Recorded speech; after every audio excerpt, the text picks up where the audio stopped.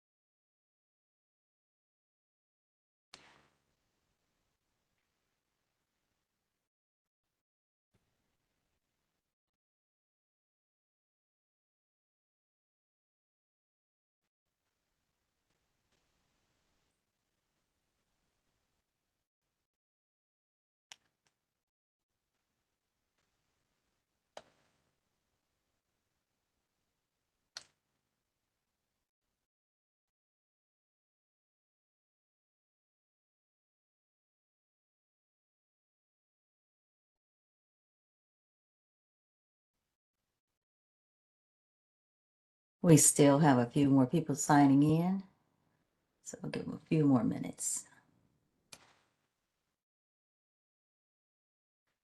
Thank you for your patience.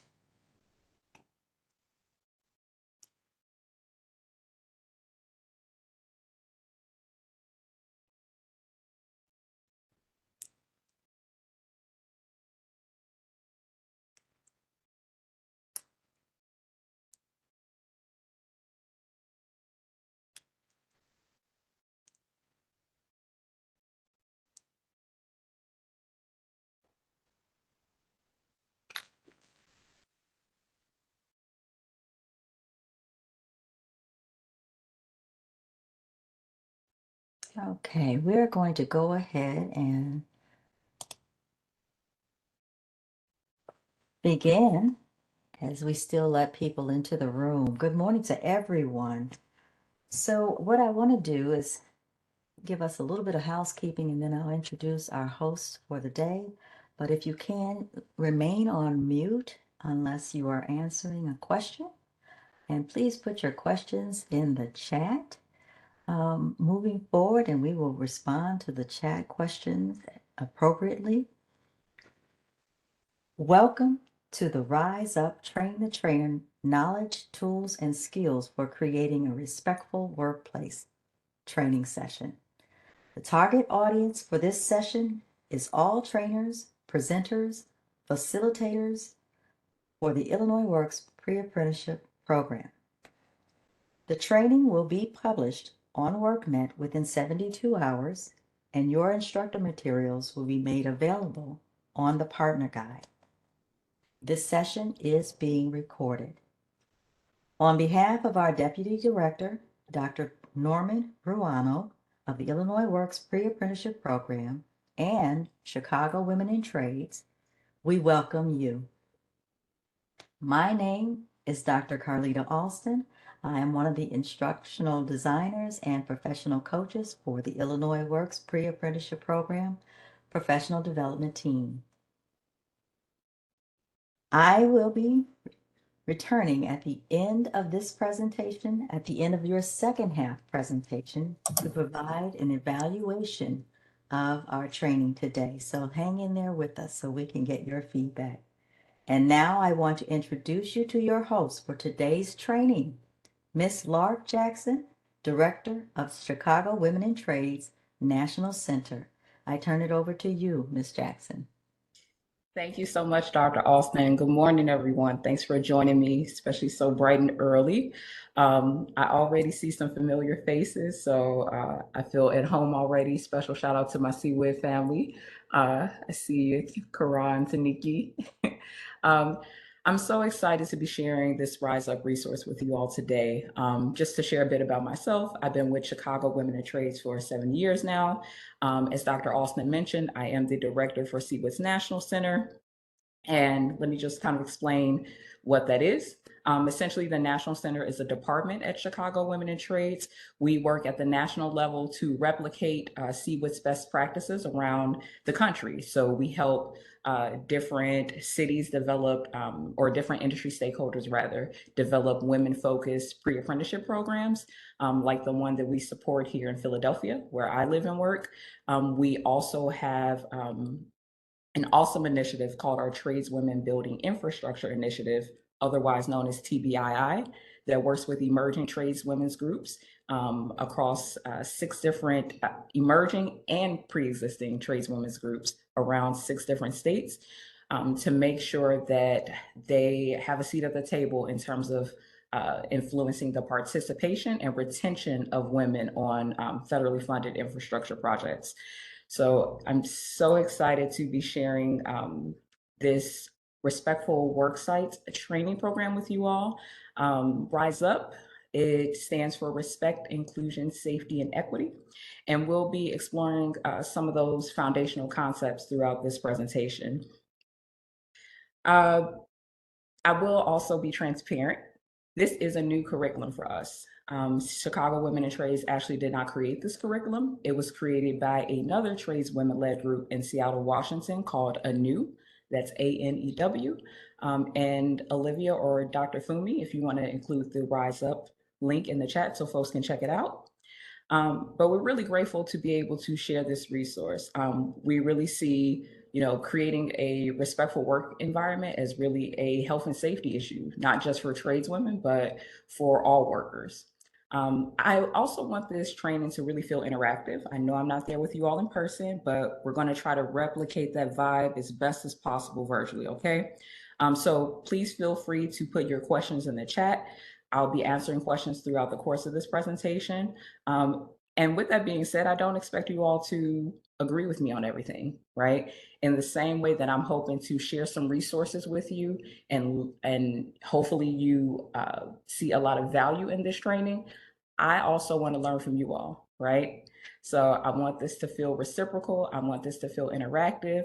Feel free to challenge me, just not just with me, but also with your colleagues on this call. Always approach that feedback with respect, okay? Dr. Austin, next slide, please. Okay, awesome. So I want to hear from you all. I want to know, what are your expectations for today?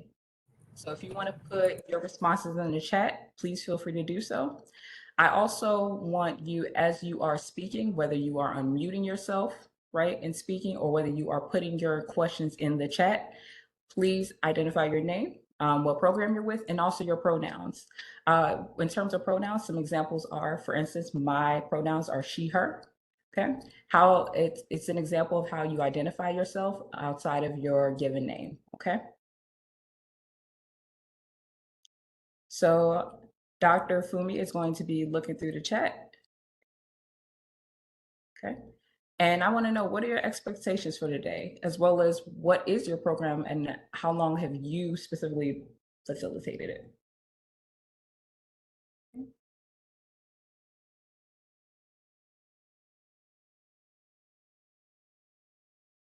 At this time, there are no responses on the chat. Oh, there one just. Yes. So, saying, for instance, Gregory, what's your expectations for today? What do you want to leave this training with? Okay.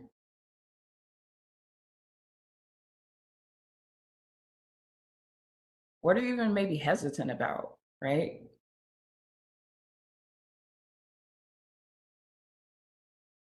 Okay. No responses yet? No problem. He's now saying gain more knowledge and best practices.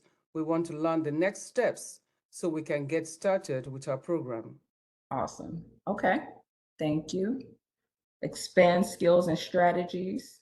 Okay. Thank you, Gerardo. Gerardo also said he open to expand skills and strategies as well. And he's from Hire 360, 4 months. Let's get like one more.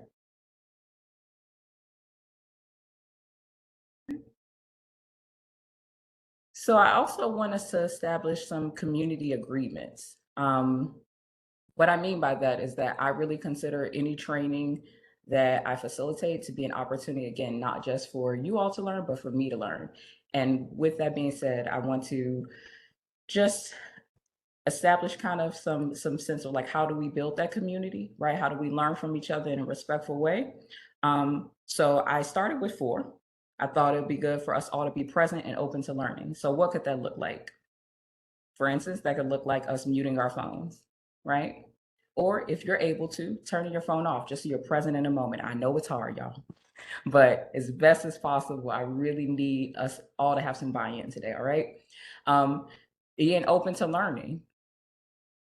Low key, I'm gonna let y'all in on a secret. I am a bit of a know-it-all, but I have to remind myself that I don't know it all, right? And sometimes we can be stagnant if we think we know everything, right? So just being open to learning, being open to questioning our assumptions.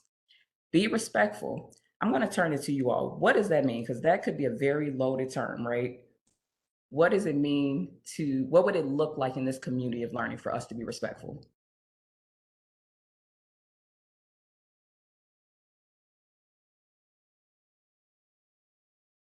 And feel free to put in chat. I'm even going to say this, Dr. Alston, are you okay with telling folks to unmute themselves if they want and raise their hand? Just so we can hear from folks.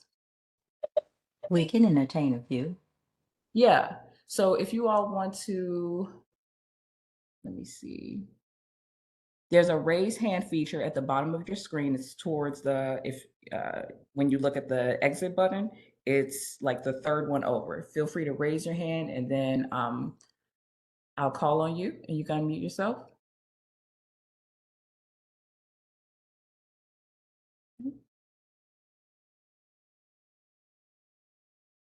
Being accountable, let me just read this one. So being accountable for something or obligation, rationalizing, right? Thank you, Taniki. Tammy, don't speak over each other. Don't interrupt when someone is speaking.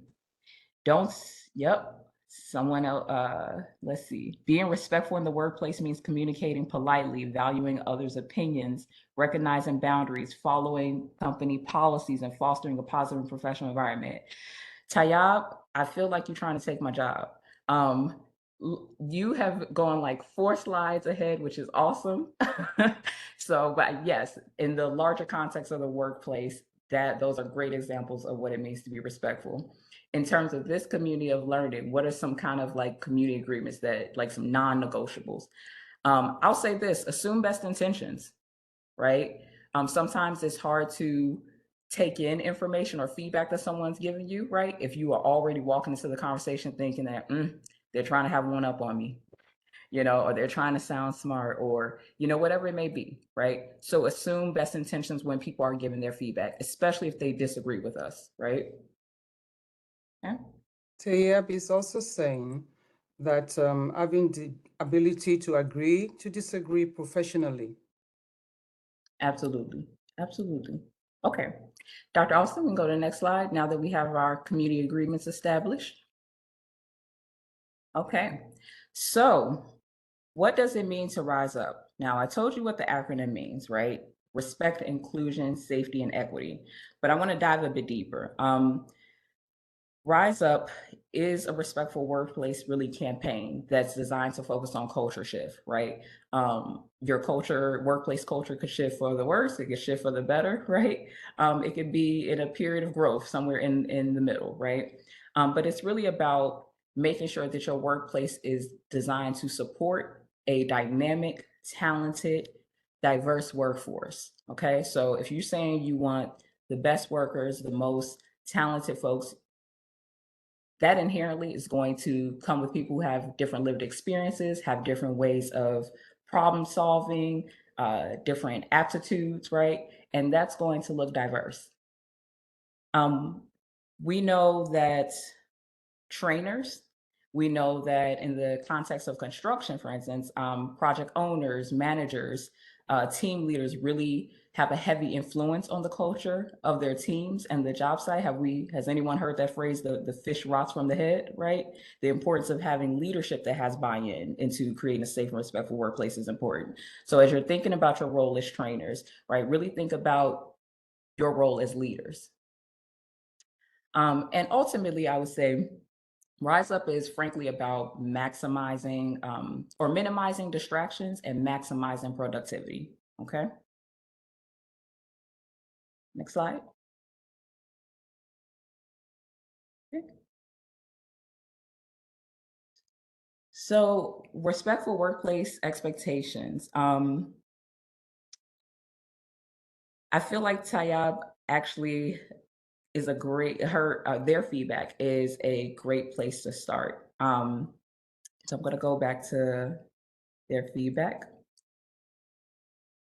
Being respectful in the workplace means communicating politely, valuing others' opinions, recognizing boundaries, following company policies, and fostering a positive and professional environment. Again, next slide. Next slide. What is a respectful workplace? Building off of how Tayab started us off. What are some other examples of a respectful workplace? Feel free to unmute yourself. Feel free to raise your hand, put your responses in the chat.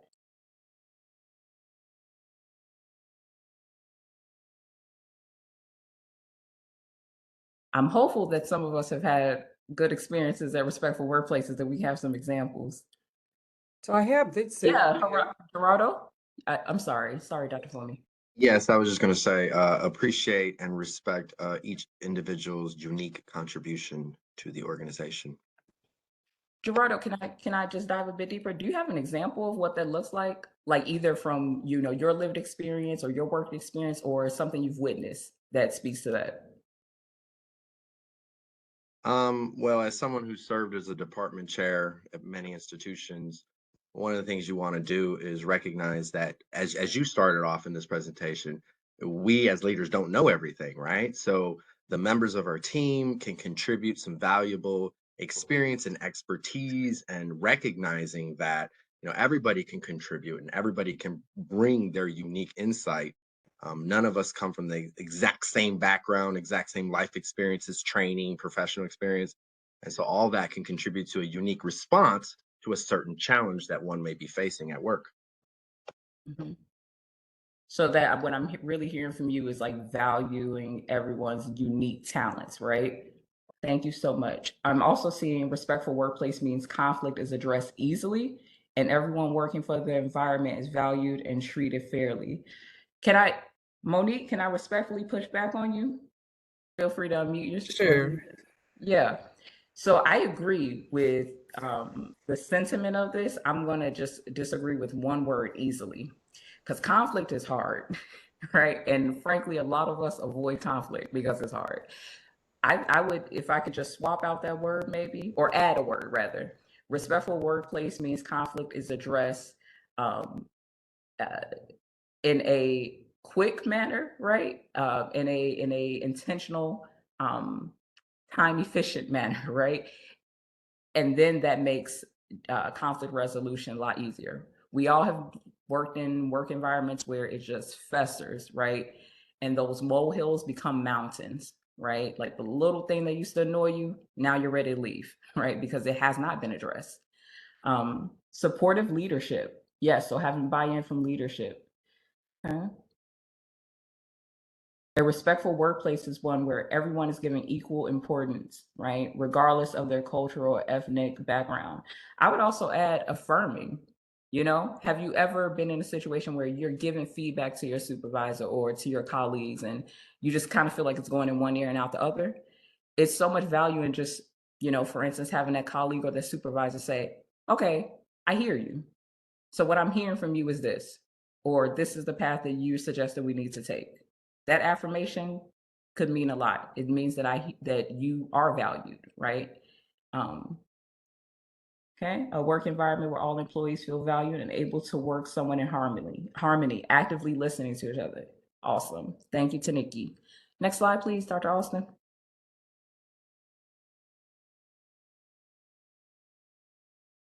Next slide, please. There probably a delay in the slide for you. Oh, did it go? Did it? Okay. Which is Is there a delay, Dr. Austin? Do you see me moving a bit wonky? yes, there's a delay. Okay. I'm sorry, y'all. Y'all see what I look like. I'm a real person, but I'm going to go off video, okay? So we don't have further delay. In that case, can you go back to the previous slide, Dr. Austin, where it defines what a respectful workplace is? The previous one? Not the workplace responsibilities one, the one before that? And maybe it's just still a delay.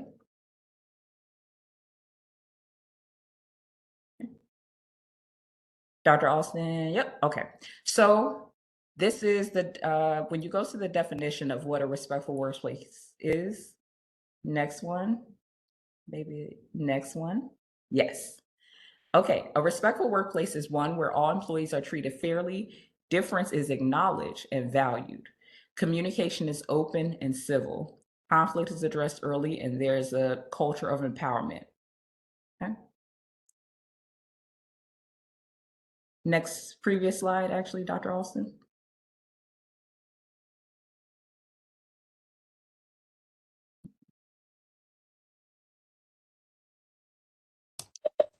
Is your table the slide you're ready for? No. So back to this one, the responsibilities one. Is everyone seeing the respectful workplace responsibilities one? Feel free to put an emoji in there, thumbs up. Awesome. Okay. So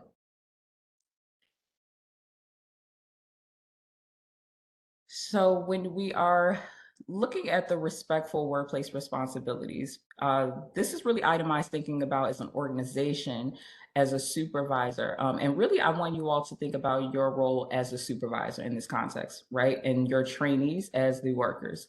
So the role of the organization is to hire, train, and support boards to ensure equity and offer growth, okay?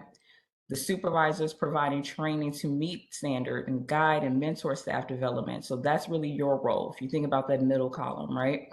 And then, of course, your trainees are participating in training, communicating their needs or concerns or areas of growth, right? So I want you all to take just a moment, look at this chart, and specifically thinking about in the context of respectful workplace and training responsibilities. How do you see your role, that middle column? How have you implemented some of these behaviors, some of these practices in your work? Or where do you feel like you have identified areas of growth considering this list?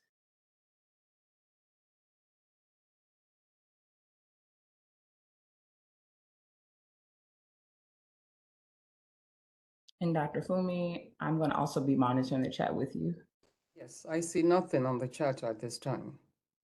Feel free to raise your hand.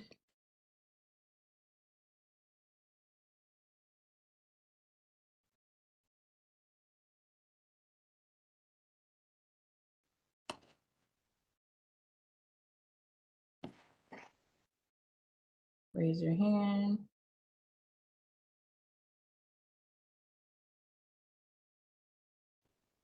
From Gregory Lewis, I have established improved line of communication. Gregory, can you say a bit more about, again, how does that manifest? Give me some examples or an example.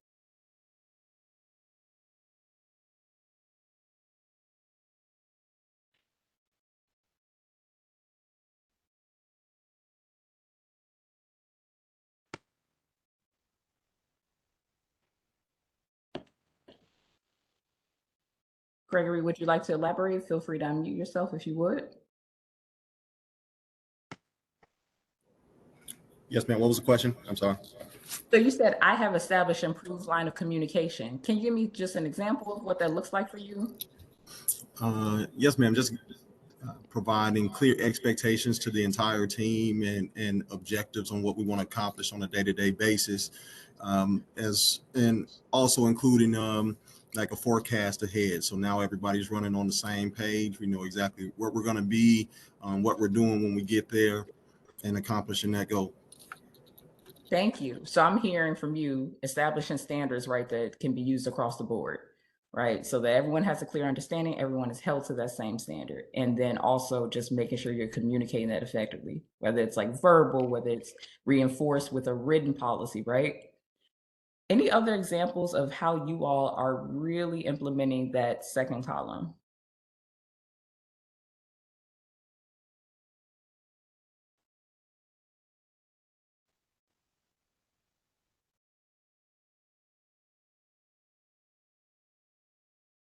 There are no responses on the chat.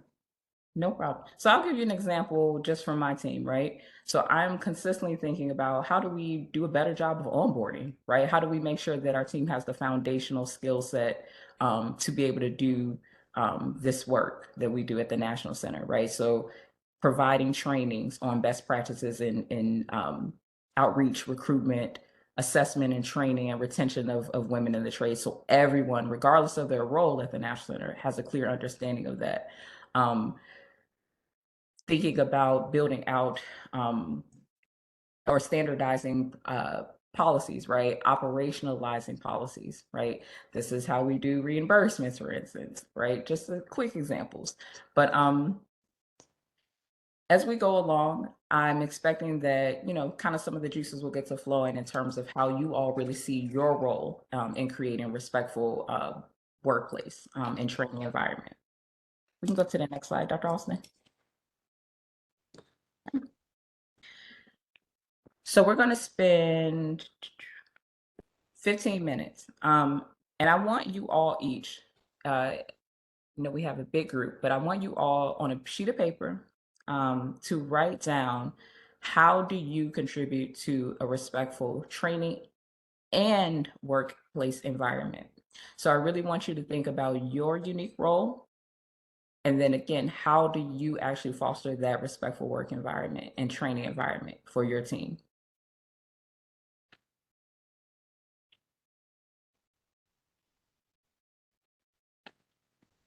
So we're going to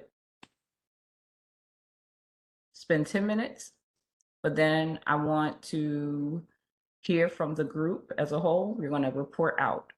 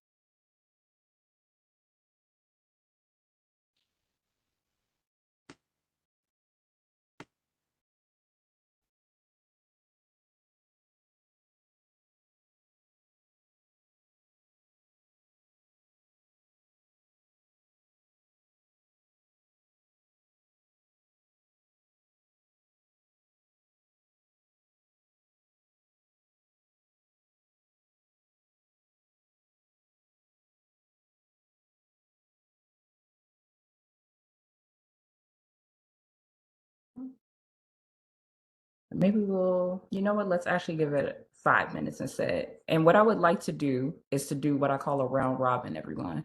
So as I see folks on the screen, just gonna go name by name, and just if you all can give me like two ways that you really see yourself contributing to a respectful training and workplace environment, okay? From Shani Brown, she says, be transparent, pay attention to non-verbal communication. Shanae, can you say Shanae. Shanae? Yes.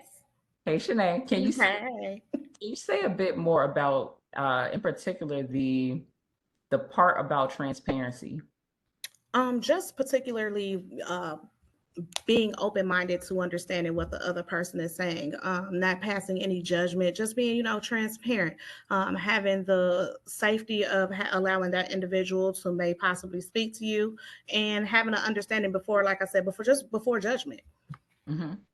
Thank you for that. And I also think that also involves just like managing expectations, right? When you're transparent, it's like everyone knows what we're working with, right? Like you can do this, you cannot do this, or as your supervisor or as your trainer, right? I have the capacity to do this, but I don't have the capacity to do this, right?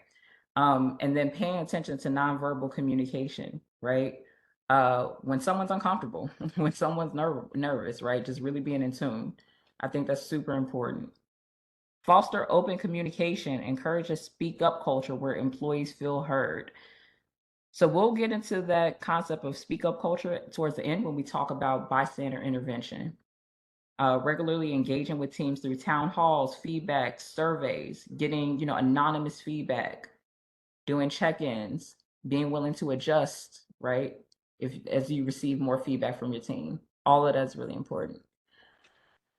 Okay. Lead by example, showing professionalism, okay? Holding yourself to the same standard that you expect of your trainees, remaining positive even in challenging situations, like a glass half full mentality, respecting everyone's boundaries, okay? Showing appreciation through email and in person. Again, back to that affirmations, right? So I think we got some good ones. Let's go. Actually, you know what, Dr. Austin, let's move to the next one, just in the interest of time. So workplace responsibilities is, again, we saw 3 different categories of folks, right? So we saw the organization as a whole, right? We saw your role as trainer / supervisor in this context. And then obviously the trainee or the worker, right? So this is highlighting specifically the role of that trainee, right? Making sure that they are aware of their rights, making sure they're communicating effectively to you, making sure that they are seeking out mentorship and receiving guidance from their coworkers, because you have a right to that as a learner. You have a right to be guided and properly trained. Speaking up and or diffusing inappropriate behavior. Again, we'll get into a deeper discussion of bystander intervention when it comes to diffusing inappropriate behavior. And then reporting. So having a system of accountability, right? A reporting mechanism. Next slide. Okay. So let's get to the nitty gritty of it. And I anticipate just from previous times facilitating this will be the most interactive part, and I hope it is. So roadblocks to a respectful work site. What does a disrespectful work site or work environment look like? Feel free to put in the chat. Feel free to unmute yourself.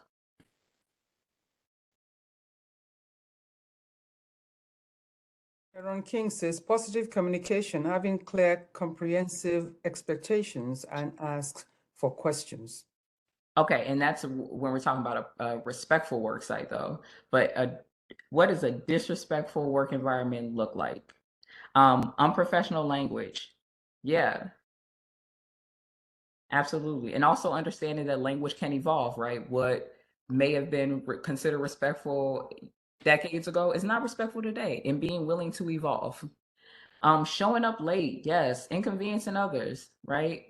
Having phones out all the time, not having clear direction on tasks, and not cleaning up workplace areas. I used to work at this place, and like the office kitchen was always disgusting. And as a Black woman, it was frustrating to feel like, am I the only one who thinks this place should be clean, right? In a majority white environment? Yeah. So things like that. Yes, those molehills become. I see you laughing, Kingston. You've been through it. But all jokes aside, right? Again, that's an example where those molehills become mountains, right? And when also based on my lived experience, again, being a Black woman in this country, my lived experience, you know, working, studying in and oftentimes like predominantly white environments, that meant something to me that I was the only one cleaning up, right? So just being aware of that, and maybe my colleagues weren't even aware of that at all, right? But just being aware of perception, right? Unprofessional leadership, exclusion culture, and I'm going to point that out just in the context of tradeswomen in particular. The isolation that a lot of tradeswomen experience, right? They want to be a part of the team, and because they are tradeswomen, in this kind of this sense of like, oh, well, no one wants to, have a lawsuit if you say something nice to her, so we're going to do the complete. We're going to go completely left and never speak to her, right? We're never going to invite her out to lunch. We're never going to, be in fellowship with her at all, right? Or the isolation from being the only woman or the only woman of color on a job site, right? Unclear communication. Yes, feedback is different than critique. Feedback is specific, right? It oftentimes gives a clear pathway to like how I can improve on my work performance, right? It's not just you yelling at me. Abuse of power. Yes, it's when that person knows that they have leverage over you, right? Gossiping, interrupting others, talking down to colleagues, taking credit for someone else's work, not respecting personal boundaries, inappropriate personal questions. Exactly. So I will share, I do want to just share some quick data that I think speaks to some of this, again, through the lens of a tradeswoman. So in two recent studies. So one is called Here to Stay. That's a briefing paper that CBIS National Center worked in collaboration with IWR on. In in that briefing paper, Latinas working in the skilled construction trades have about a 1 in 100 chance to work with another Latina. So thinking about, again, that isolation piece, Black women have less than 1 in 100 chance to work with another Black woman in the trades. Again, speaking to that. In a 2021 survey from IWPR of about like 2,635 tradeswomen, 47.7%, so about 47% reported that they are held to a different standard than their male coworkers. They face discrimination in many aspects of their work, and sometimes contended with an unsupportive, if not hostile, work environment. And I find this one to be really interesting too. In terms of a survey of women working in shop floor positions in the manufacturing industry that was conducted in 2022, only 10% stated that they never experienced any form of discrimination or harassment during the last 5 years. Okay. So yeah, 2022, but not that long ago, y'all.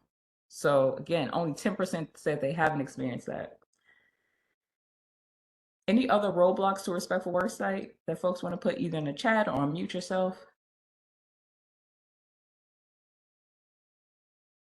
All right. Next slide, please, Dr. Austin. So now I'm going to play a video that gives an example of bullying and harassment in construction and the personal effects of that. So thumbs up to let me know if you can hear. Go back.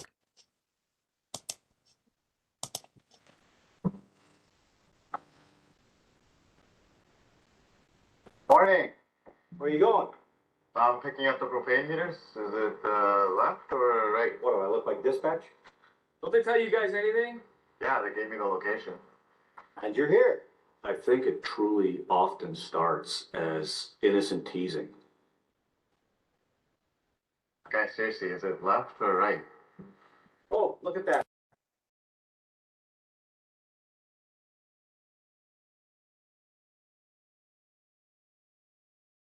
Dr. Austin is muted now for some reason. Can folks hear it? Okay, pause it for a minute, Dr. Austin. For some reason it's muted. Did you change anything? Point the line is crossed. There we go. They call you an idiot, they call you stupid, kind of get bumped around like you're not the person on the crew that anybody wants and everybody jokes about it, and it kind of gets to the point where now you're getting bullied and harassed by the whole crew. It's just a nightmare.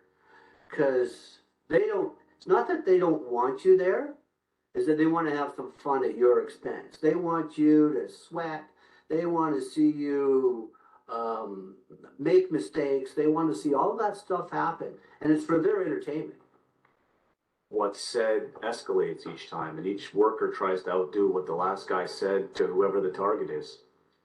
And pretty soon the crew are doing things and saying things that they would never dream of doing or saying, in a normal setting. It's a toxic environment to be in if there's bullying and harassment going on all the time. It poisons everything. It affects everyone. It's not just the construction site. You're going to take it home, and now you're driving in traffic, and you might get in a traffic accident because you're distracted, or you're going home and you yell at your kids, and then your kids think you don't love them, and it's just that ripple effect where it absolutely affects everyone when bullying and harassment happens. It's not insular, and it's not just the people involved. It is literally that ripple effect where it affects everything. I can remember days where I didn't really want to pick up the phone and call to see if I was working because I really didn't want to go in. But the pile of bills on the end table said I had to pick up the phone. I really wonder how many really good employees I've lost because of bullying. I'll never know. You feel lonely. You feel depressed. You feel extreme states of sadness. You feel confused. You feel angry. You feel completely emotional. I used to go off in the bathroom and lock myself in and cry because I was so angry that I was either going to hit somebody or I'd cry. And I wasn't about to hit people, so I would just go off in a corner and cry. And then wash my face and go right back to work because I needed to provide for my son. There's nothing worse than walking in a room and everybody's giving you a bad time. There's no positive feelings that arise out of that. If you don't feel like you belong there, you start to believe what they're telling you.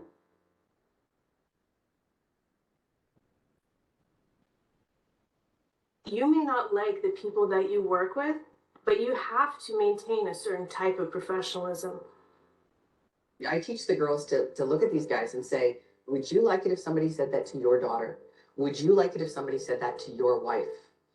And it tends to change the guy's perspective because all of a sudden there's this young woman who's standing in front of them and say, wait a minute, that's not okay with me. Stop it. And would you say that? And would you like your wife to know that that's what you're saying to a young woman?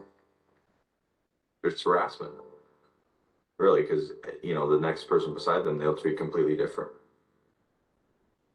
because of the gender, right? Look at that. When I was a young foreman, we had a really good young apprentice on our crew. No matter what he did, he was picked on for it. He was nitpicked on the crew. Nothing was ever good enough. You good? I found myself saying stuff to the young apprentice that was said to me when I was a young apprentice. And it was when I heard myself saying that stuff when I realized that the culture had to change in our crew. That's the line. I think I wasted a lot of energy on being the wrong type of leader. Who wants to go beyond the call of duty for someone that screams and rants and raves at you all day long? Who says that you don't know what you're doing and you don't have the skill set and you're a loser? How does that motivate you to work hard and to be committed? It doesn't. Was it bullying to me? No, I don't think I thought about it that way. But when you think of how much you really yell and drive guys, there is bullying in there. The supervisor can't be the problem. If the supervisor and our supervision remain to be the problem, then nothing's going to change. If you stand by, you're saying that it's acceptable for what's happening. And to me, if you're saying it's acceptable for that to happen, then you're just as culpable for what's happening as the person who's doing it. It's about being professional, having a professionalism in your workplace. We want to teach people now. We want to make sure everybody's working safely, everybody's comfortable in what they're doing. We want 0 accidents. And if bullying or being harassed is getting into somebody's head, they're going to make a mistake sooner or later. And that's something we don't want. Our jobs are dangerous enough. You cannot bring that extra level of distrust into a job. You cannot. Bullying is something that has to stop. Every smart CEO knows that. Every smart CEO has to ensure that it doesn't happen in their company, and they have to lead by example. I've had, people say to me before, if you can't bully and harass people on the job site, all that's going to be left to do is put buildings up.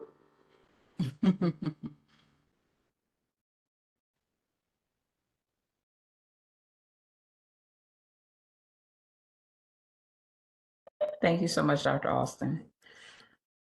So I want to hear from you all.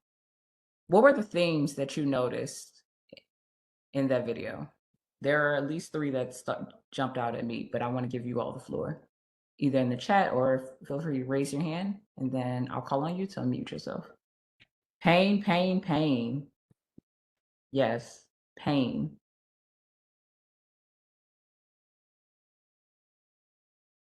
Any other themes that jumped out? Nothing is coming on the chat at this time. So I'll point out one, just like the legacy of this type of behavior, right? When the guy was like, I never, considered my actions to be a part of the problem because it was done to me, right? So the normalizing of, hazing or bullying, right? We're just, it's almost like it's an onboarding process, right? Also another one that jumped out at me when we talk about, maximizing productivity, and that also being a purpose of Rise Up training. It's, when the guy was like, how many talented folks have I lost? I can't even tell you. So you're investing time, energy, and financial resources into your trainees, right? And if you're not complementing that with a safe and respectful learning environment and work environment, then you're losing out on your investment, right? It's not just a moral argument. Kyle Copeland just says low self-esteem. Low self-esteem, right? And how that can not only damage a person from a human level, right? But also like it impacts their work output. If I am less confident in myself, I'm going to question everything that I do. I'm probably not going to work very efficiently, right? I'm not going to take, I probably won't take a lot of initiative, right? Because I'm constantly questioning myself. Almond Bay is saying, I noticed that no one likes the results of bullying, but it tends to find its way in, I think he's still writing. So, I think they were saying, but it tends to find its way in. yes. Can I dig a little deeper into that comment though? I really like that one. Why do you think it is? Why do you think like nobody likes this, but somehow it's still present? And feel free to unmute yourself. Greetings, everyone. I just think that we often not notice the cues of what bullying is. And so sometimes it just finds its way in through our normal behavior, things that we consider normal. Mm-hmm. We normalize it, right? We laugh it off as a joke, right? Any other comments either in the chat? So I want you all to notice the difference though, because sometimes, myself included, I used to use these words interchangeably, right? But they actually have some pretty specific definitions. So bullying, you're talking about, keyword here, repeated unreasonable actions of individuals or group directed towards an employee or a group of employees, right? So that one woman who's consistently being, called out, right? Harassment, similar to bullying, but it's when behavior is towards a protected class. So that's specifically, when you're talking about protected classes, you're really talking about Title VII of the Civil Rights Act of 1964. So, which prohibits discrimination in employment, based on race, color, religion, sex, and national origin. Pregnant, and also, by extension, gender identity, pregnant persons, age, and/or able-bodiedness. When you're talking about hazing, that's like what we saw kind of at the beginning with the guy who was in the truck, and the 2 construction workers were giving him a hard time about where he should drive, right? So it's like they knew where to send him. And then retaliation. again, when someone stands up for themselves or stands up for someone else, right? When they are a bystander and they witness poor behavior, and then a target gets placed on their back. So again, in the context of tradeswomen, I just want to share a quote with you all. Again, this is from one of our briefing papers, the Here to Stay one. A Latina apprentice explained that in the last 4 years, this is my 11th job, and I've been the only female except for one of the jobs. Okay. Another tradeswoman said, the thing about the union is we're all equal. If you're working with another third-year apprentice, that third-year apprentice is making the same amount of money per hour as you. But the reality is that if it's a male third-year apprentice, he may bank more money than you this year based on overtime alone. And that's a Black apprentice on the gender pay gap in the trades. I bring that up to say, like, yes, to say that, you know, that retaliation can manifest in a variety of ways. It can manifest for tradeswomen, again, in terms of isolation. It can manifest in terms of, like, that tradeswoman is working only 4 months out of the year, while her male counterparts are working 11, 12 months, right, with overtime. Okay, checking the chat. Let's go to the next slide, please, Dr. Austin. Okay.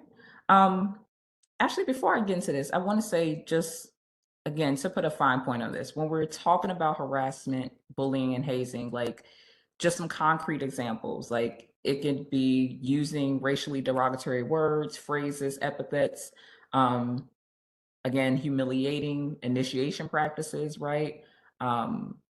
Demonstrations of or suggestive or demeaning pictures, you know, cartoons, calendars, social media interactions that are inappropriate, right? Negative comments about an employee's religious beliefs, comments about someone's body, or, you know, or their sex life, or just unwanted touching, a change in individual's employment status. So like hiring, firing, demotion, moving employee, that's an example of like retaliation. And of course, like verbal aggression and or like yelling, right, at someone. So just to give you all, put a fine point on it. But these are, again, for every action, there's a reaction and consequences, right? So these are some possible consequences of these behaviors on coworkers when there is a disrespectful work environment. So take a moment just to look at these. And what I'm interested in, do any of these resonate with you in terms of what you've observed in your work environment? Whether, you know, it could be previous work environment, it could be just your lived experience, right? Or it's something that you have witnessed. So take a moment just to absorb the work and social effects, the physical effects, and the psychological effects of having a poor work environment.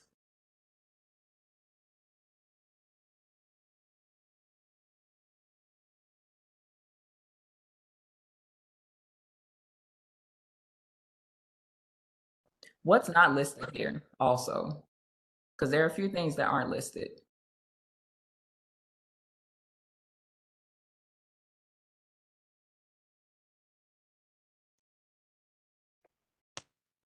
So in the video, you know, I believe one of the folks talked about the impact that working in an unhealthy work environment had on, you know, their family life, right? How they took it home, right? Any other things that aren't listed here or are listed here that resonate with you or that you saw in the video? Feel free to unmute.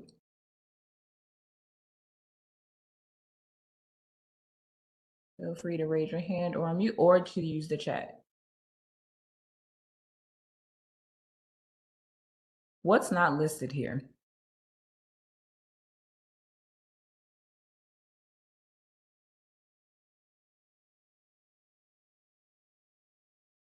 There are no responses on the chat. Okay, I'm monitoring the chat too, Dr. Fulmy, thank you.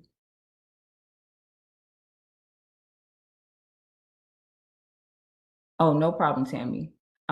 So right now we're just looking at the work and social effects, physical effects and psychological effects. What I'm interested in is that, do any of these resonate with you all in terms of what you either experienced or, to whatever extent you feel comfortable sharing that, or what you've witnessed others experience in a unhealthy work environment?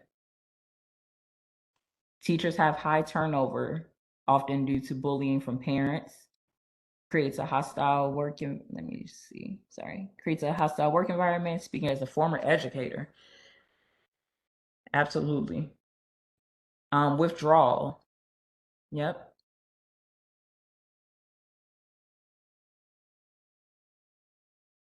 So I'm going to add one, like just physical presentation, right? That person may have come to work really dressed nice, really, having,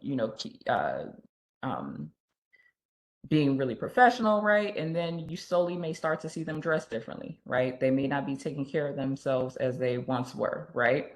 Um, Someone who's constantly calling out of work or calling out of class, right? They don't want to be there. Why is that, right? Sometimes we make the mistake of saying, oh, this person's not invested, or maybe even saying, oh, they're lazy. It's like, no. They're avoiding being in this space. And the deeper question to ask is why? What about this space is unwelcoming to them? Anger and feeling not belonging or fitting in. Okay. The one that resonated with me the most is increased turnover. Yes. So again, back to Tammy's point, decreased productivity. Okay. And again, just focusing on how this snowballs into the home life, snowballs into our interpersonal relationships, right? It doesn't just stay in the classroom. It doesn't just stay in the work environment. Next slide, please. Dr. Austin.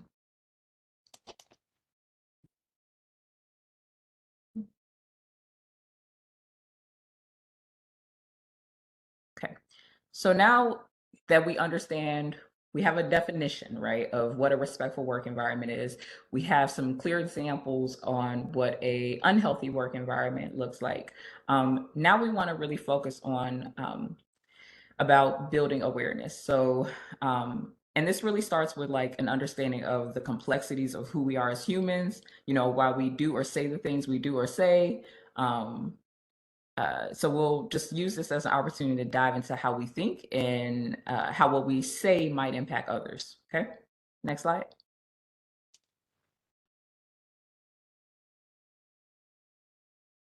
It is. Okay, awesome. So awareness is exactly what it says on the slide. It's complicated and it can get a bit wonky sometimes. So the first step in changing the environment in which we live is by being aware of how we impact others. So our personal values and attitudes directly influence how we show up and interact with those around us. And I'm interested really in two questions, okay? What types of issues can be caused by not being aware of our impact on others? And what are some of the steps we can take to make our intentions clear? So let's start with that first question. What types of issues can be caused by not being aware of our impact on others? Again, I use the example of that constant dirty sink at one of my old jobs, right? The impact or the intention may have been to like, oh, I'll get to those dishes later. The impact on me made me feel like they felt like I was the maid, right? Even though the intention did not wasn't that wasn't the intended impact, right? So just to reiterate the question, what types of issues can be caused by not being aware of our impact on others?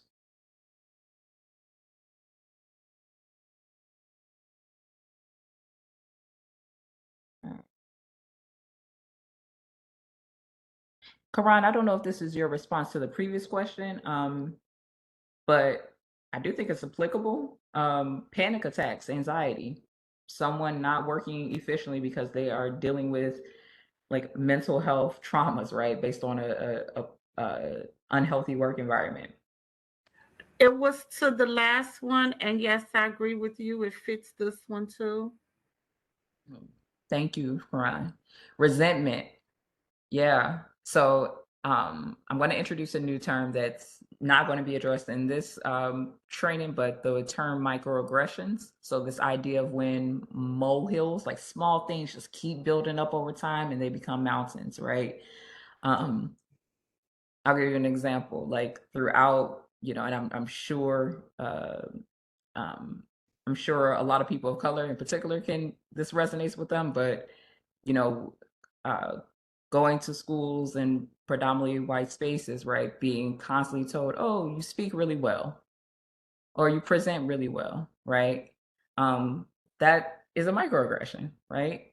It's like, how else do you expect me to present? What is that? That's a very loaded compliment, right? Um, Accidentally offending someone's culture. Yeah, so like a lot of things can just get very sorry, I'm just also late. A lot of things can get very confusing, right? When you aren't being fully aware of how your actions are impacting someone else. It's a lot of room for miscommunication, okay? When you're not being thoughtful. Frequent yelling, belittling, or sarcasm towards employees, okay? And then biased hiring, promotions, or salary decisions, right? When we're not being intentional. The second question, though, what are some of the steps we can take to make our intentions clear, though?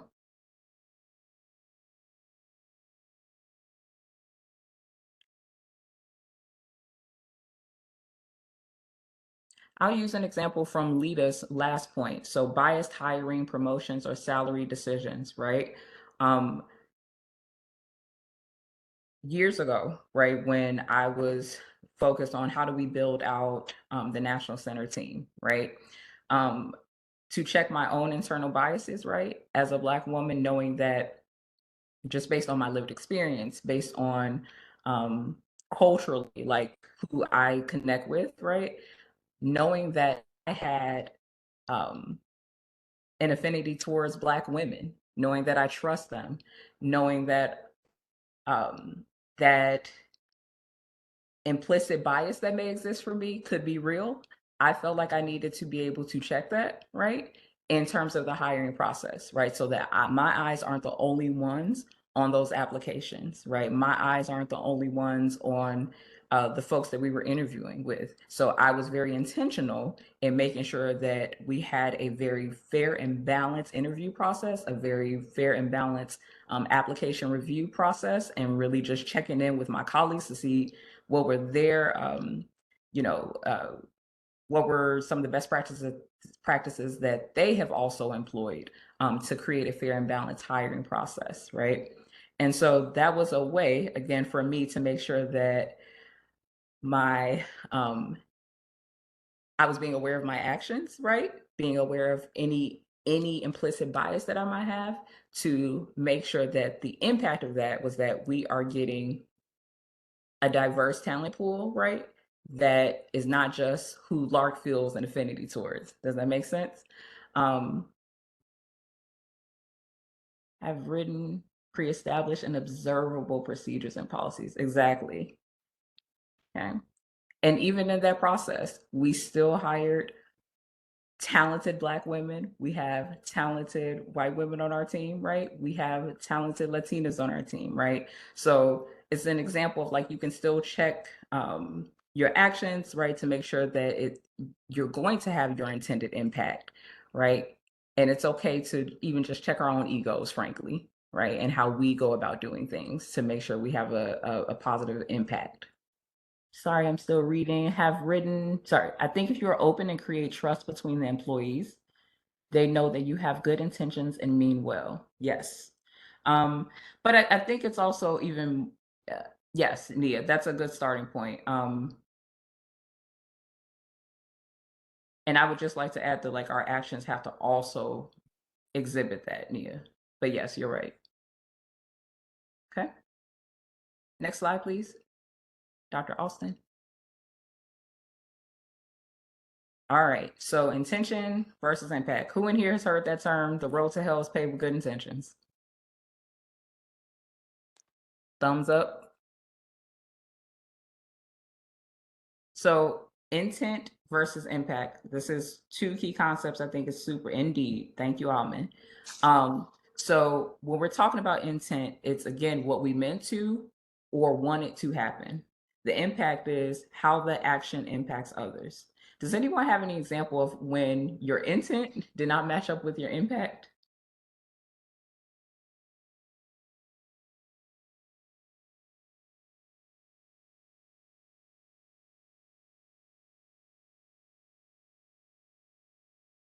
I can share an example, Thank you. Ms. Jackson. So in addition to work with Illinois Works, I also teach at a couple of different universities. And there was a student in my class that, you know, talk about being aware of our own, you know, kind of triggers and inclinations. Something about her reminded me of myself. And so I just found myself, you know, drawn to her, kind of rooting for her, wanting her to be successful, wanting her to win.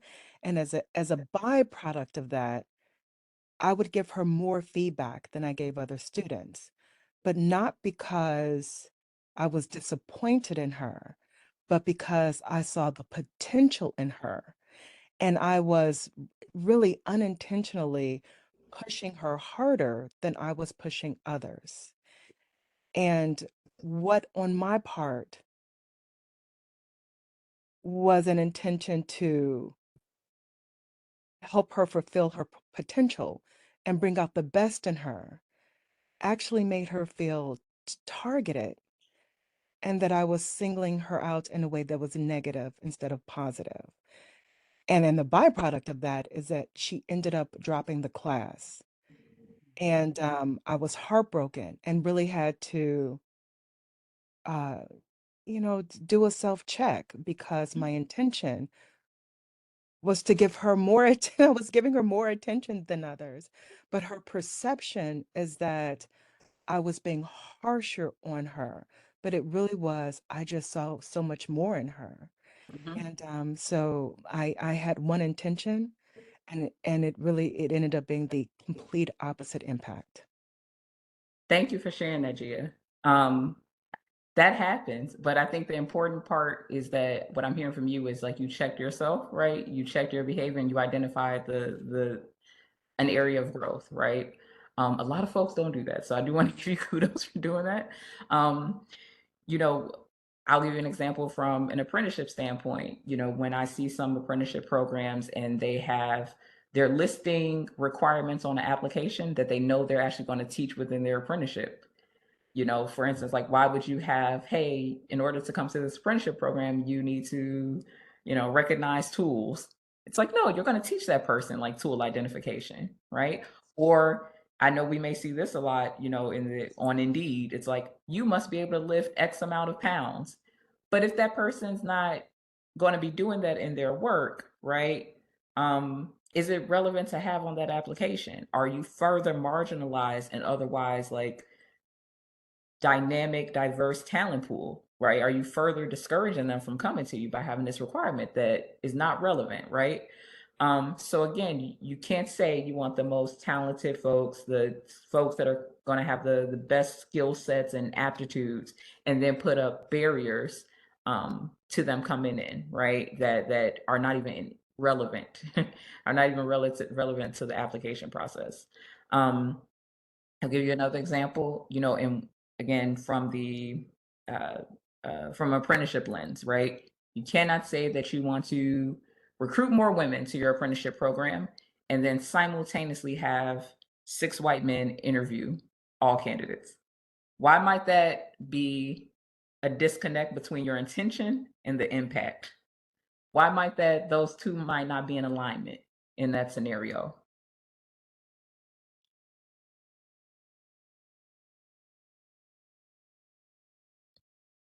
Any thoughts on why that may be a disconnect?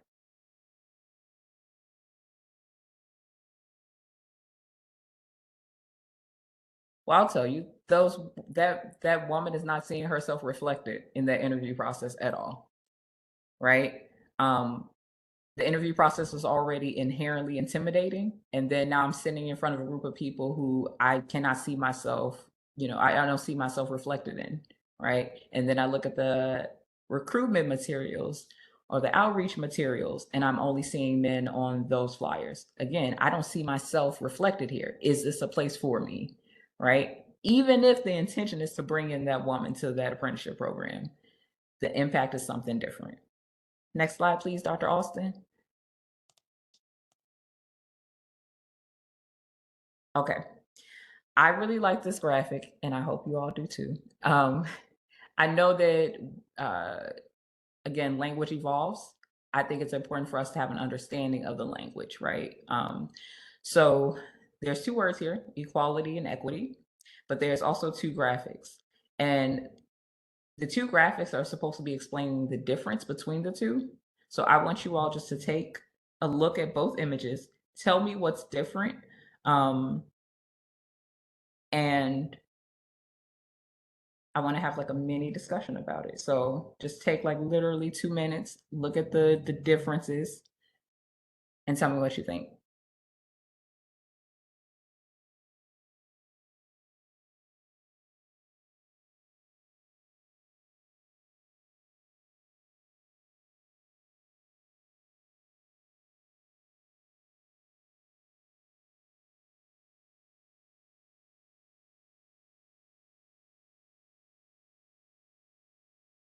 Somebody said their needs are different.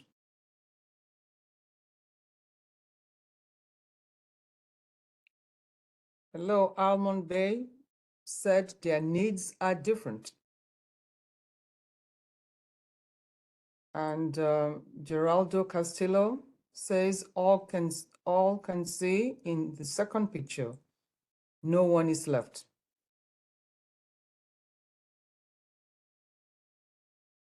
No one is left out.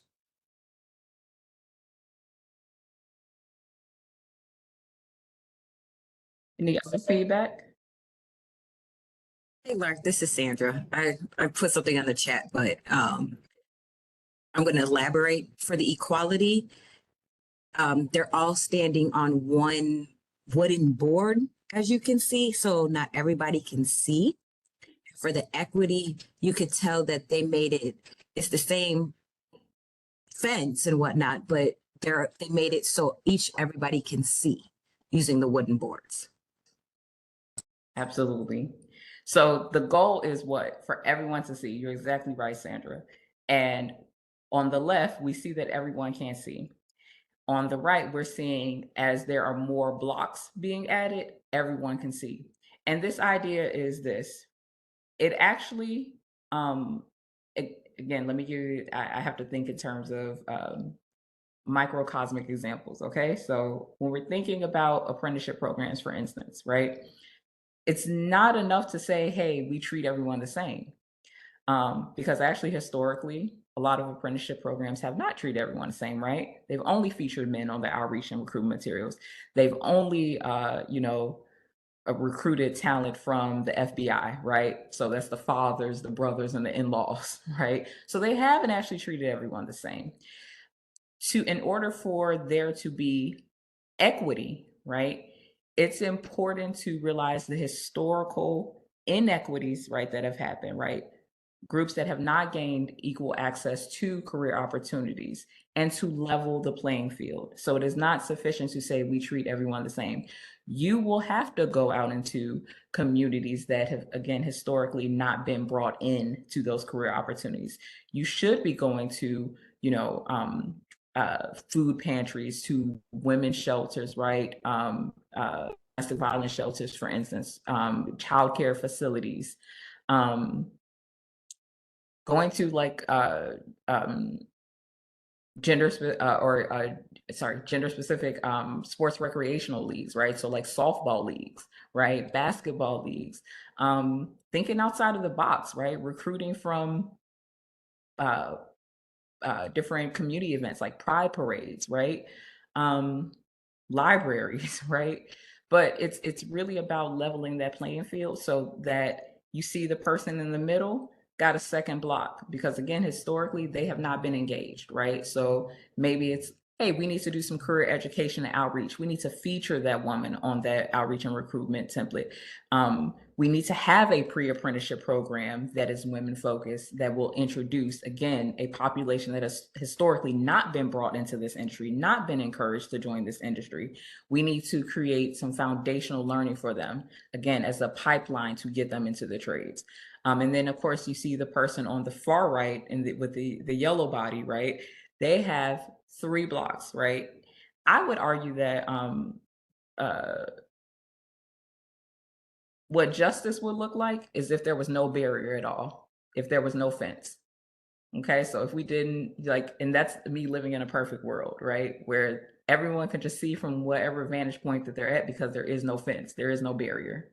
Okay, so until we get to that point, that is the difference between equality, the difference between treating everyone the same versus understanding historical inequities, right?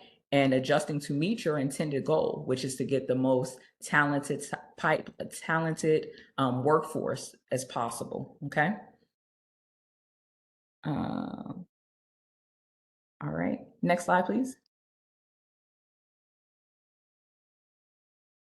All right, I know y'all tired of me talking, so we're gonna do a 15-minute break. Please come back here at 11 your time, and we will resume. So 15-minute break. Thank you all.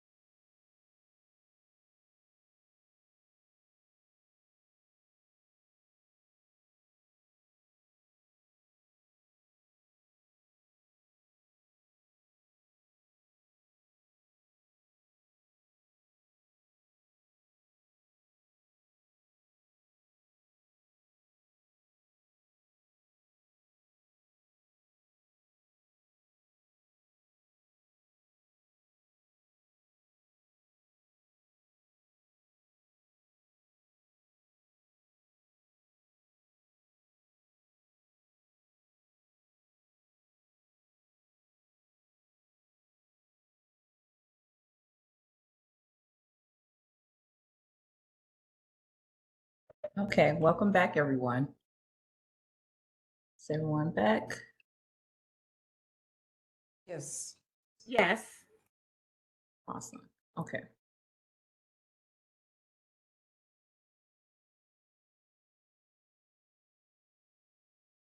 Okay.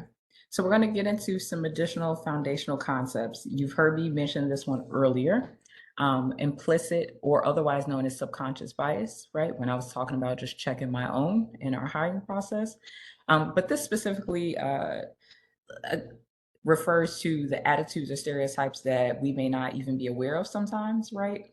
Have you ever just heard a particular name and you're like, oh, that reminds me of, X, Y, and Z person, right? Or even like in some scenarios, I've even heard people say like certain scents, right? Certain smells, right? Will just kind of jog their memory, right? Bias is a strong inclination of the mind or a preconceived opinion about something or someone. There are two types of bias. There's implicit, which again, sometimes oftentimes we're not even aware of, and then explicit, meaning that, we definitely are aware of those biases. And it's a conscious decision, such as being such as racism, for instance, right?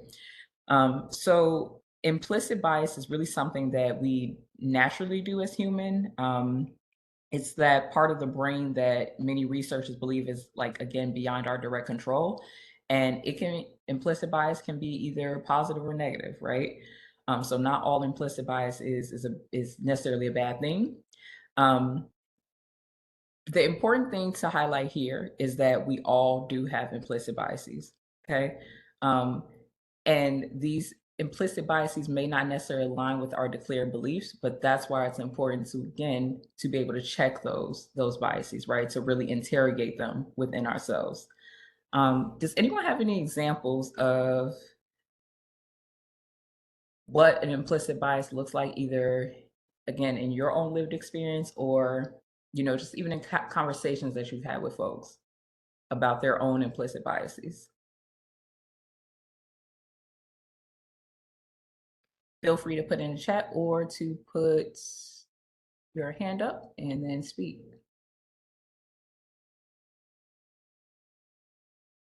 See if the video can start.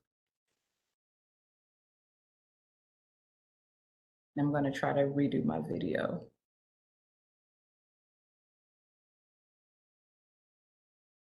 Any examples of implicit bias?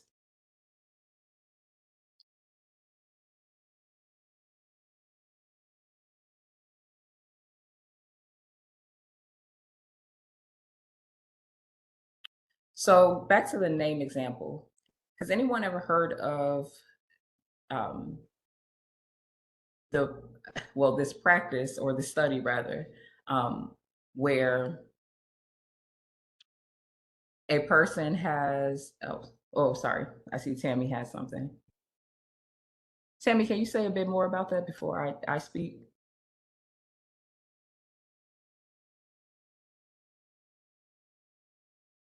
Like, how do you actually do that, Tammy?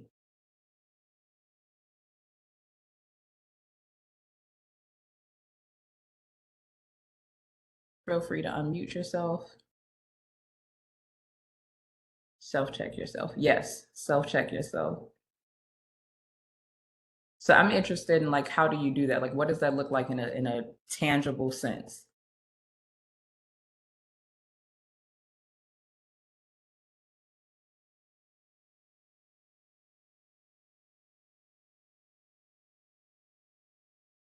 So I'll give an example, and I literally heard this on a podcast the other day, where this gentleman was talking about how he wasn't able to get a job given using his given name, right? His birth name. And the minute that he changed it to something that was more westernized, right? He started getting callbacks. Did not change anything on his resume, just changed his name, right? So when you're thinking about implicit bias, you're thinking about the folks who are reviewing his application, right? What changed? It wasn't the substance of his qualifications, right? It wasn't his achievements. None of that changed. What changed was his name, right? So in that scenario, those resume reviewers, right? Those people, those hiring managers, right? Whoever's reviewing that resume, you can make the assumption that, hey, there was probably some implicit bias there, right?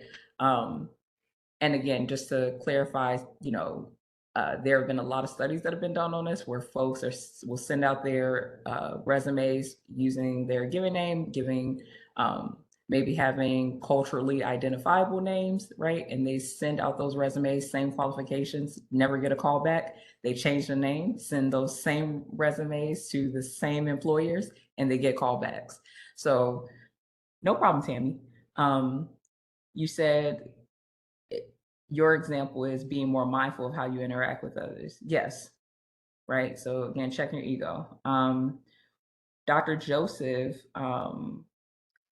Aguina, I hope I'm pronouncing your name correctly. Please feel free to unmute and correct me if I'm not. But you said when a manager assigns a job to a younger person instead of an older person on the assumption that the younger person can do the job better. Yes. So ageism is a real thing, for sure. Thank you for that. So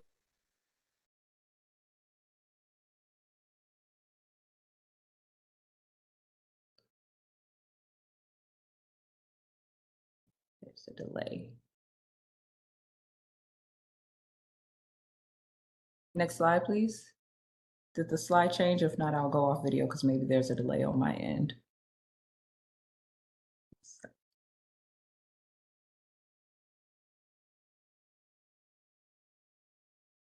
Okay. Stereotypes. I know we've all heard this term, but I want us to, again, really define this and ideally give some examples, okay? So stereotypes are just, oversimplified ideas or views about a type of person. So stereotypes typically imply that people in a group are all the same. It includes some type of judgment or value judgment and doesn't allow for flexibility of that understanding of that group of people, okay? For one example is, young people these days don't have any work ethic. All Asians are good at math, right? All Hispanic people speak Spanish. Black people don't show up on time, right? And we know how these things can manifest into how those groups are treated, the opportunities that are afforded to them and denied to them, right?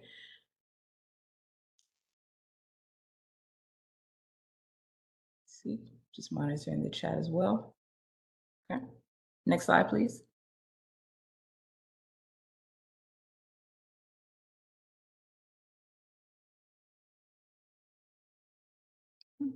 Dr. Austin, I'm not sure if you're changing the slide. Yes, subtle acts of exclusion. It's changed. It's just delayed coming through. Delayed for me. I'm sorry, Dr. Austin. Bear with me. I told y'all at the beginning I'm human, right? And so is my internet is interneting, so I'm sorry. But subtle acts of exclusion, you all have heard me use the term microaggressions. This is essentially what microaggressions are. Again, those little things that can build up. So another common form of harassment is called subtle acts of exclusion or microaggressions.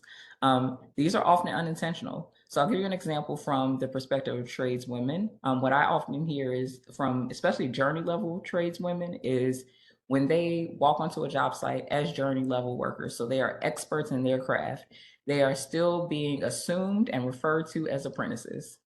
Why might that be frustrating, especially over a long period of your career, to constantly feel or constantly be told that you're an apprentice, even though you've been a journeywoman for years? Why might that be frustrating? Why might that make it difficult to execute your work?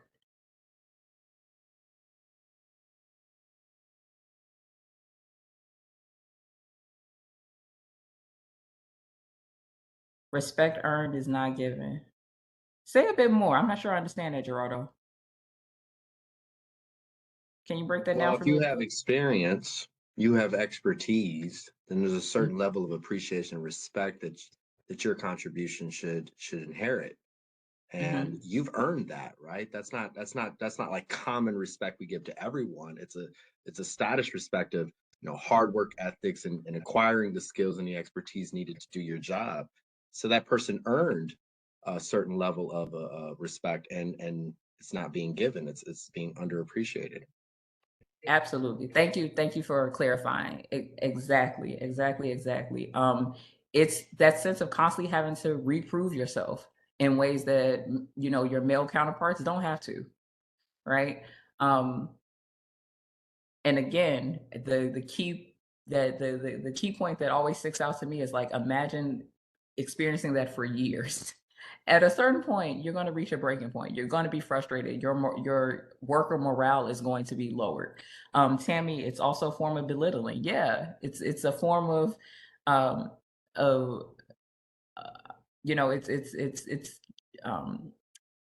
it's almost like you're putting someone in their place, even though that's not their place.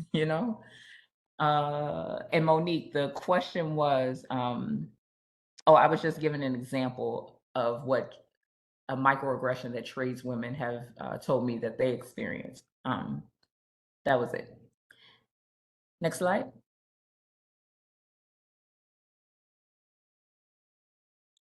Okay.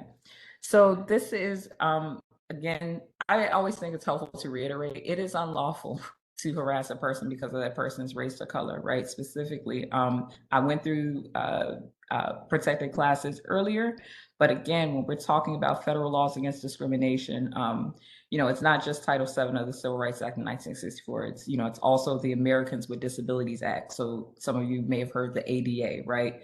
Which prohibits discrimination against people who are differently abled, right, in employment. When we're talking about, age discrimination, I forgot who put that into the chat. Dr.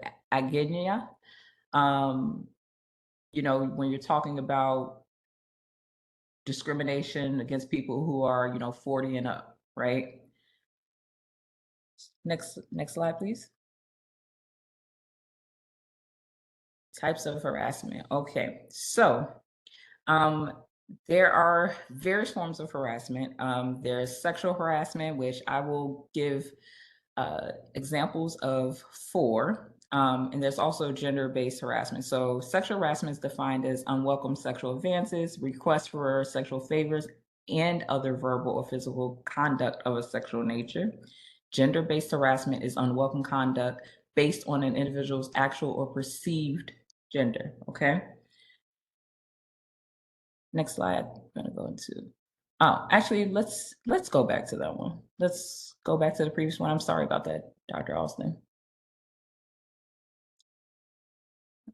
So I wanna dive a little bit more into like the different types of sexual harassment, and just due to the timing of this training, I don't have the opportunity to break you all out into separate small working groups, which I can talk about in the trainer component of this, what that could look like.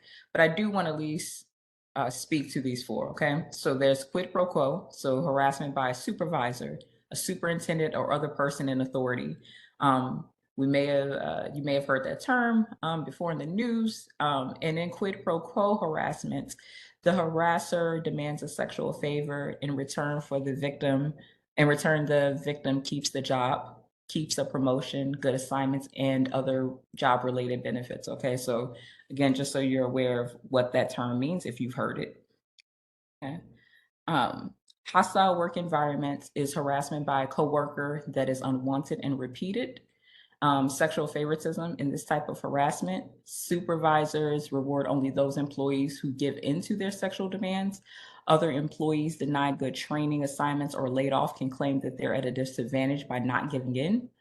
And then harassment by non-employee. Employers are responsible for harassment by non-employees if they have control of or can control their actions. Okay, so quid pro quo, hostile work environment, sexual favoritism, harassment by non-employee. And I'm sure you all have heard all these terms at some point, whether it be in pop culture, in the news, in your work environment. I just want to make sure you have an understanding of them as well, okay?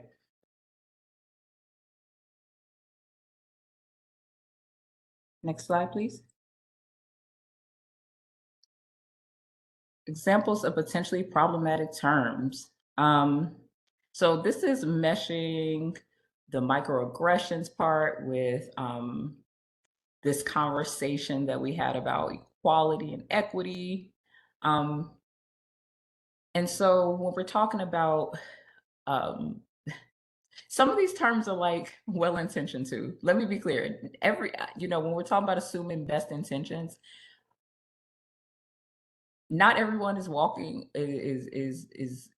entering a conversation ready to offend. All the times they're not, right? So let me point out this one. I'm only laughing because we all have been perpetrators of this, right? We all have done it. I'll give you an example. The I don't see color.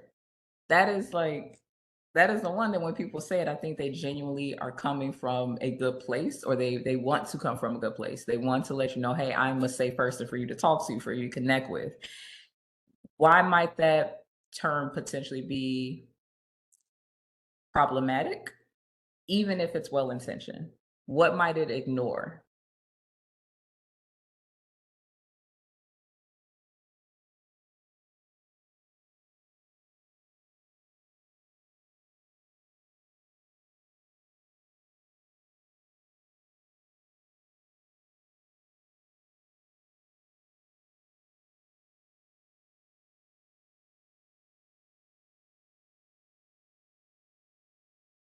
Just free to unmute yourself and put in the chat. Bingo. Okay, so Robert, you said my lived experience as a person of color. Right. Tammy also says this is also a form of passive aggressiveness. Tammy, can you say a bit more about that part?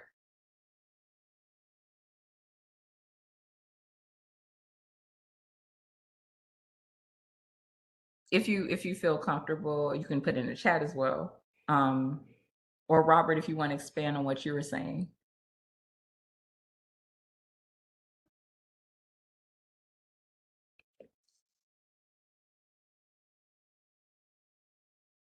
So for me, when somebody says, can you hear me okay? Yes. Yeah, so for me, when somebody says, I don't see color, what they're really doing is they're negating who I am. I am a person of color. They're negating my lived experience and perhaps the struggles that I've had to experience as a person of color. They're saying that you being of a particular color doesn't really matter, which I know it matters every day. Thank you so much for sharing that. I think so. I 1000% agree with you. I also think it's a difference between the world as we live in it and the world in which we want it to be, right? It's okay to be aspirational and say, I wish that we lived in a world where we don't see color. But I like to say, until we reach that point, we have to understand the unique ways that people of color, women, people who are of different economic statuses, right? Socioeconomic statuses, right? Have to uniquely navigate the world, right? The ways in which someone who's on public assistance has to navigate, bureaucracies to get their needs met, right? To get resources, right? The way that, again, I as a Black woman, am constantly checking my tone, even when I'm saying something that's very valid, right? How I'm always thinking about, am I coming across in a quote unquote aggressive way, right? And also knowing when to completely not care about that and just speak my mind, right? But that mental gymnastics, right? That's called navigating life, right? So again, well-intentioned term coming from a good place, but has a negative impact, right? In terms of not acknowledging and respecting the unique ways that folks have to navigate this world that we have in front of us, okay? It dismisses one's uniqueness and individuality. Yes, thank you, Rosalind. Tammy elaborated and said from her earlier point, about it being a form of passive aggressiveness, saying it's using sarcastic remarks that seem humorous but have an underlying hostility. Okay, so when it's actually not coming from a good place and it's coming from a place of I'm dismissing you, right? And I'm going to do it in this way that I can't easily be called out for it. And then Taniki, in reality, we all see color. It's about how we are responding to each other in spite of color. Thank you. I think that's a good one. You work hard for a girl. Yeah. Or, one thing that I've heard over the years from tradeswomen is like, again, this kind of this sense of like tradesmen trying to take away work from tradeswomen. So like, hey, let me lift that for you, right? Or let me do this for you. Don't worry about it. It's like, well, I understand that's well intentioned, you maybe see me as someone who needs to be cared for on this job, right? Um, and you're denying me the opportunity to prove my worth on this job site. You're denying me the opportunity to learn. You're denying me the opportunity to make my own mistakes and correct them as a worker, right? So, especially if it's work that I know I can do and I don't need help for, right? Let's, another one that comes up. So it's this one, you don't speak Spanish, right? Another one I've heard is also like, where are you from? Right? Just that question in of itself, right? Where are you from? Next slide, please. Okay, next slide. Sorry, I should have told you two ahead. Okay, so bystander intervention. So we've outlined what a respectful work site looks like, what respectful training / work site will look like. We outline what the roadblocks are to creating, safe and respectful learning and work environments, right? I mentioned earlier, like, a key part of ensuring that whether it be training, whether it be a work environment, remains respectful and safe is for witnesses to poor behavior intervening safely. Okay. So that process of intervening safely is called bystander intervention. So that's determining when to choose to take an action when you see behavior that is inappropriate on a work site. This includes speaking out against harassment, hazing, bullying, including racist and sexist language, and intervening in potentially difficult situations. So bystander intervention, let me just be clear, is an entirely separate training where it literally goes through like the strategies and tactics that someone should take if they witness threatening behavior, right? So we won't get into the actual training, but what I will say is this. There are many reasons that why people don't intervene. Sometimes it's just not safe for you to intervene, and then a target is put on your back. Sometimes it's actually just not helpful, right? You're actually like further going to alienate that person who's experiencing harassment because now you're seen as, taking up for them and they can't stand up for themselves. So, there are some strategies and tactics like the distraction method, right? If you're witnessing poor behavior, like, I like to think I'm pretty good at this part of like, I can see a conflict rising up. I can see people, about to, you know, um, about to intersect in an unhealthy way, right? And I'll just bring up a different subject. Hey, who in here watch House of Dragons? Like, that's a method though. That is actual strategy to safely intervene, right? Another strategy is to check in with that person experiencing that harassment at a later point. So you've witnessed the poor behavior, you did not intervene in the moment, but later on you pull them aside and you affirm, you say, hey, I saw what you experienced. I'm not here to gaslight you. That wasn't cool what you experienced. And if you need someone to bear witness to what you experienced, I'm that person. Or to just simply ask them, do you need my support? Because they may not want your support, right? But again, this is entirely separate training entirely, but I do think it's important to outline these key elements of it, which is to identify the poor behavior, to address it at a safe and appropriate time, whether in the moment or after the fact, and to come to a resolution with it, right? Next slide.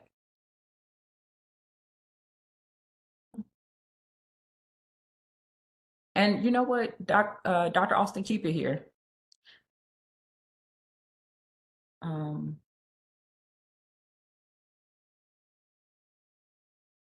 So I do have a question for the group. I'm sorry, Dr. Austin, I'm sending you every which way. If you can keep it on a bystander intervention one, I do have just a question, one question to pose to the audience. Do any of you have an example of when you have been a witness to poor job site behavior, or not even on the job site, just in life, in your lived experience? Was there a time that you had to implement bystander intervention, like a bystander intervention, like you had to intervene as a bystander, rather? Does anyone want to share any examples of that?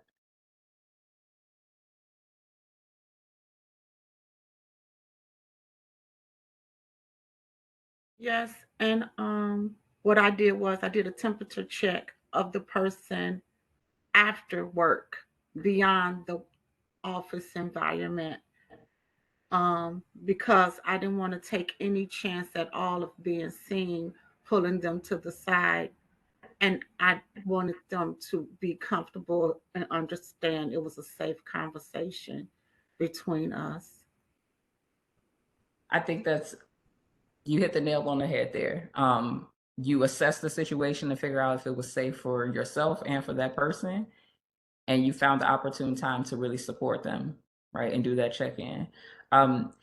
If you all are interested in getting more training on the bystander intervention, that again is a separate training, but you can definitely contact me. I will include my contact information in the chat, and then that's a separate Rise Up training altogether. Dr. Austin, I actually do think we have enough time to play this video. If you want to click the link and then at the end go back to this PowerPoint. So I'm just looking, we do have enough time for this because we're towards the end. So yes.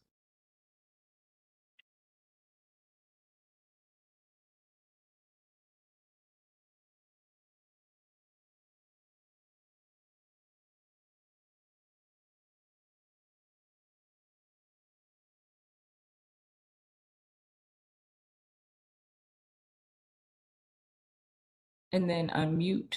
I think it was muted. Just like hazardous chemicals or falling debris, bullying, harassment, and hazing are a threat to everyone on the job site. I'm the breadwinner in the family, so I have to show up for this job, but also, this might be the last time I leave this job. It does affect safety because if you're being harassed, not what you might normally be paying attention to, you're a little distracted, or you're concerned, is this guy gonna run me over if I try to cross the street? Is that guy in a loader gonna run me over? Because you already said I shouldn't be out here, I should be at home, and so that does affect safety. When something unsafe happens, we have a responsibility to do something to stop it. Just like we have a responsibility to call someone out who isn't wearing safety glasses. If you don't know how to identify, address, and resolve unsafe behavior, you can't help keep yourself or others safe on the site. Everyone, that means you, are responsible for understanding how to identify, address, and resolve unsafe or unacceptable behavior on the job site. So what does it look like? Here are some real job site situations. Referencing stereotypes, joking about race, gender, or sexuality, using language that may be perceived as racist, sexist, or homophobic, commenting about immigration status, and consistently assigning undesirable tasks to women or minorities.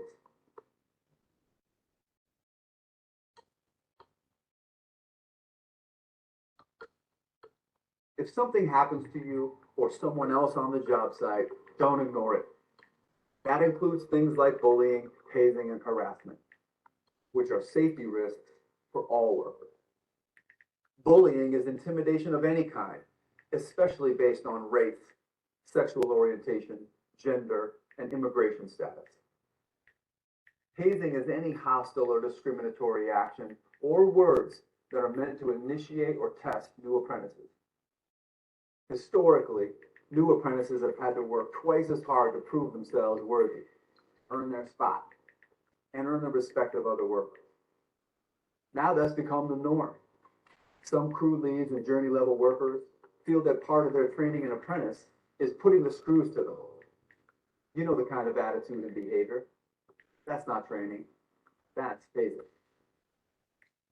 What may have started with good intention has turned into a culture that is unsafe and isolating. Harassment? That's any behavior that demonstrates or gives the appearance of hostility toward another person or a group of people, whether those people are on the job site or not.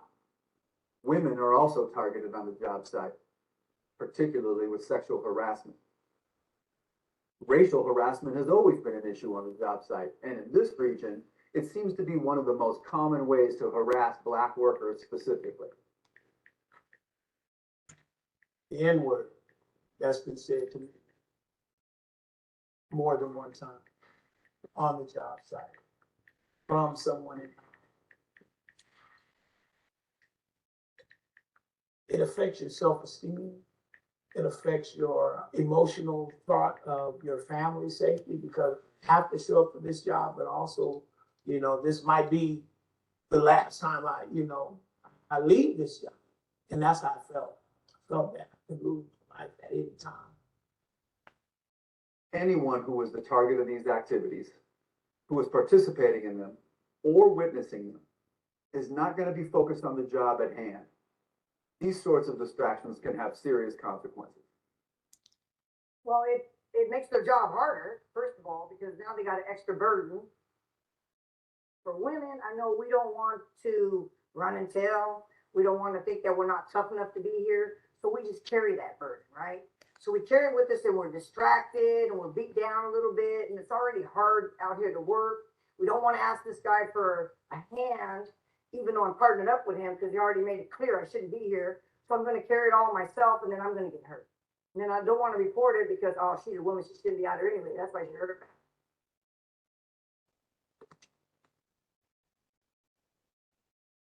We are all responsible for maintaining job site safety.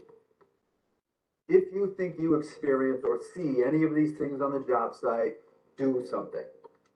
Talk to someone who can make sure the issue is addressed and resolved. When it comes to teamwork and safety on the job site, it's not okay to ignore or minimize unsafe behavior.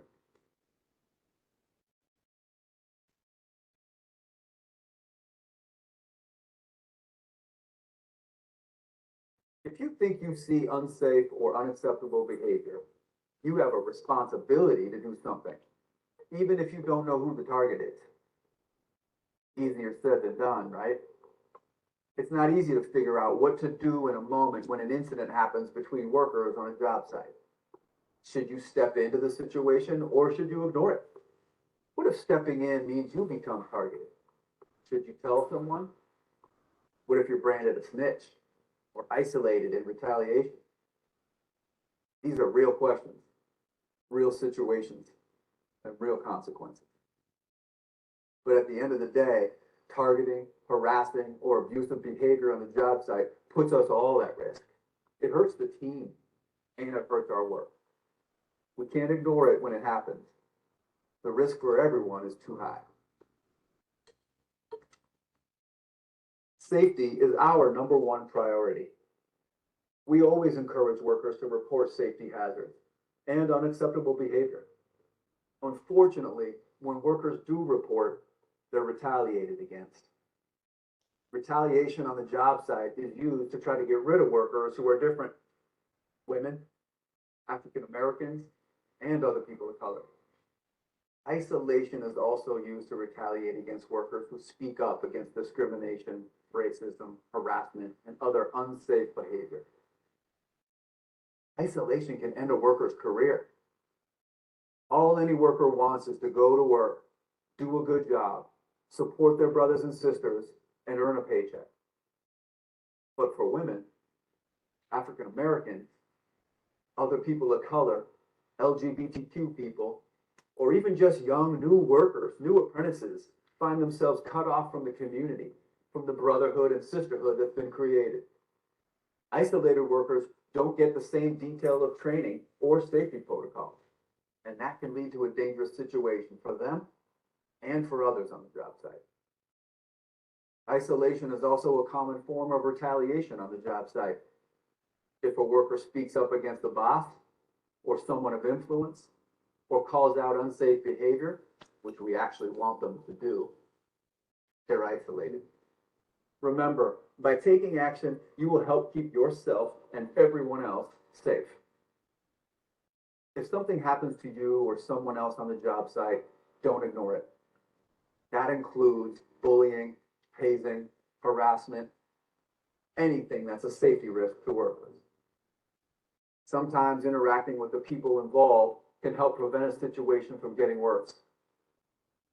Help move people away from unacceptable behavior. Help get them back on task. Change the discussion. Ask them to help you with something away from the unsafe incident. Or simply talk to someone on the job site who can help. You can always get help from another individual, a coworker, or a safety manager.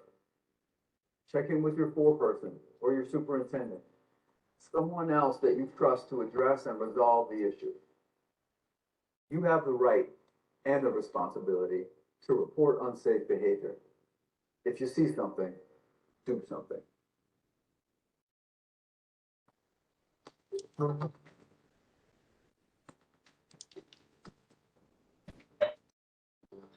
Okay, Dr. Austin, you can pause it and then, yep, and then back to the PowerPoint.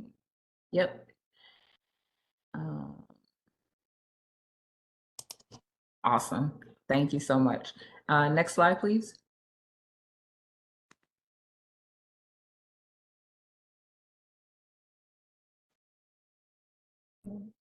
I'm going to stop my video again, y'all. I'm so sorry about the connectivity issues. Let's see if this helps. Okay, so I already spoke about some of these, and really this is kind of like an appetizer to like the larger bystander intervention training that Rise Up has to offer, okay? Again, this first training that I'm giving you all is just introducing these foundational concepts, very ground level, grassroots understanding of these terms, okay? When we're thinking about some of these practices though, right?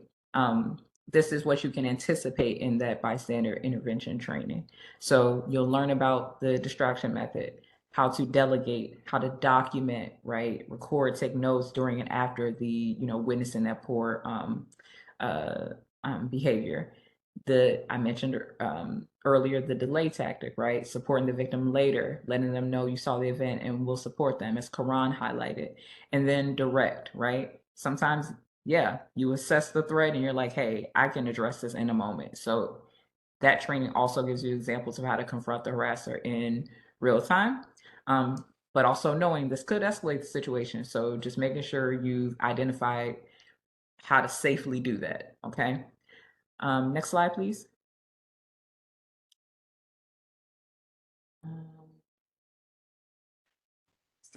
And these are just tools, again, more of giving you all an appetizer of what that training could look like. There's also a discussion of tools for de-escalation. So how do you bring tensions down, right, when you are confronting poor behavior, right? So for instance, instead of telling someone, calm down, maybe saying, hey, I can see you're upset, like relating to them in some way. Hey, I get it. You're not, you're not feeling it right now, right? Yeah, I can't help you, right? Instead of saying I can't help you, maybe saying, okay, like set your intentions. I want to help. What can I do? Right? Having them lead the conversation, identifying what support they need from you. This is the one that speaks to my soul. When someone tells you, I know how you feel, you're like, I know you don't. So saying that, instead of saying that, saying, I understand that you feel, or I'll even add one saying, you know what, actually, I don't know how you feel. Why don't you tell me about it? That's more honest, frankly. Every time someone says that to me, oftentimes I just want to say, no, you don't, even if they do. But, I think just like those types of terms can be a bit triggering. And then instead of telling someone, come with me, again, asking for their permission, right? Saying, hey, may I speak with you? So that's a way to de-escalate an otherwise tense situation. Yes, Taniki, thank you for that. So you're saying, I really like that these examples for de-escalating. Very welcome. I think people want to lead, right? They want to lead even within their own conflict resolution. So give them that opportunity, give them that respect. Even if, frankly, they may be in the wrong, to de-escalate, it's important to make sure that they still feel some level of buy-in to the conversation, right, in order to resolve it. Of course, it's important to listen, to empathize, making sure you have relaxed body language. I'll give you all a perfect example. I speak a lot with my hands. I have learned over the years, I got to stop that because that could be very threatening to people. Even as I'm just expressing myself in the way that's natural to me, that could be triggering to someone, for instance, who's experienced domestic violence. If I'm moving my hands all around as I'm trying to calm them down, right? They could see that as a threat. Being aware of someone's personal space, right? Piggybacking off of that, having relaxed body language. Next slide, please. So Dr. Austin, I'm not gonna worry about that last slide because it's the Q&A. I want to use this last question as our kind of leading into our train the trainer part, okay? So based on, again, the foundational concepts that have been introduced today, based on the conversation we had, how do you all imagine yourself showing up differently tomorrow as trainers, as leaders? It could be one thing, you're like, hey, I may try this, or hey, this made me think about this. This training made me think about this thing.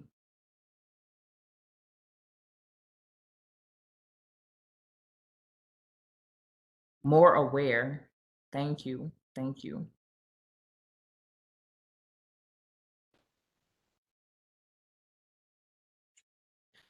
Again, I started this presentation off by saying I want you all to be honest with me too, right?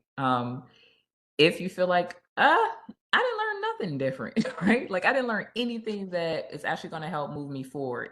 And instead, right, I think I really would have liked to hear this, or I would have really liked to learn about this. I need to know that as well. Okay. We do have a survey at the end of this, but I want this to be as interactive as possible, y'all. So let me know where there are gaps here too. Let me see, for some reason, because there's a delay, your comments are delayed for me, so I'm gonna keep trying to access them. Dr. Austin, can I do an audio check with you? Am I coming through clearly in spite of the delay? Yes, I can hear you. Awesome, thank you. Okay, so more aware, changing the language as seen is the de-escalation. Okay, so I'm seeing some interest in that de-escalation training piece. Surely thinking about intent of communication. So intention versus impact, right? And willingness to help others without having my own bias, right? Questioning our own implicit biases, right? Which aren't always negative, right?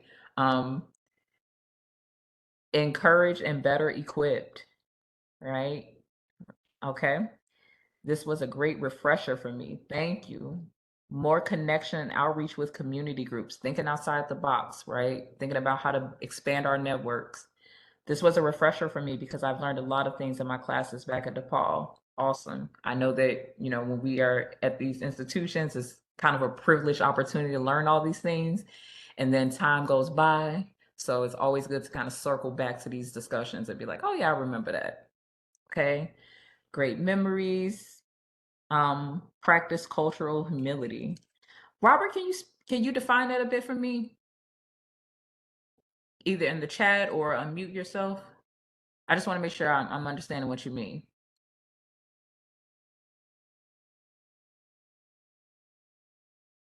So, so cultural humility really speaks to understanding that I may not understand the culture or the context in which I'm operating. So what it says is that I need to put on my lenses so that I can begin to be more self-aware of my own biases. So there's often an assumption that because I'm Black, that I might fit easily into any situation with Black people. But we as Black people have a spectrum. There's economic difference, there's social class differences, all of these differences. And cultural humility just allows us to practice those, be mindful and practice those differences. I don't know if Thank she you. heard me. Did you hear me? I did hear you. I did hear you. And I appreciate you elaborating. I did hear you. Thank you. Thank you for clarifying. Let's see. There is a slight delay, y'all. So I'm just staring at the chat. Just Dr. Fumi, this is actually your role. Sorry, I'm taking over your role. If you see anything, because they're probably coming in, they may be coming in at a regular pace for you. If you see any comments that I missed, can you read them out? Yes, I'm looking at this and someone just, I think you just finished with the last chat that says Okay. practice cultural humility. Okay. So I'm on it. So I'll say this, I'm saving this chat. I always love to get feedback from the groups that that I facilitate trainings with. So one way that I'm going to show up differently is I'm going to take the feedback that you all have given me in this training and really think about how to, improve my facilitating skills. Think about how I need to show up differently, right, as a tradeswoman advocate, and as a trainer. I see one more chat from Taniki. Dr. Fumi, can I read this one? Yes, please go ahead. Okay. My takeaway is how powerful communication is in order to have a respectful workplace environment. Yes. It helps with resolution, understanding while providing better results. The list goes on. Yes. Yes, yes, yes. Absolutely. It's not just about the money. Money matters. Let's keep it 100. Money matters, but it's also about the culture of that job place, like, or that work environment, right? That training environment. Am I going to want to show up every day to make this money, right? If we go back to that video, one of the gentlemen in the video said, I wanted to quit, but every time I thought about quitting, I saw that stack of bills on my table, right? So making good money, being in the trades, right? But also, navigating an unhealthy work environment. It's hard, right? So yes, communication, right, is key to, again, ensuring a safe and respectful work environment. Some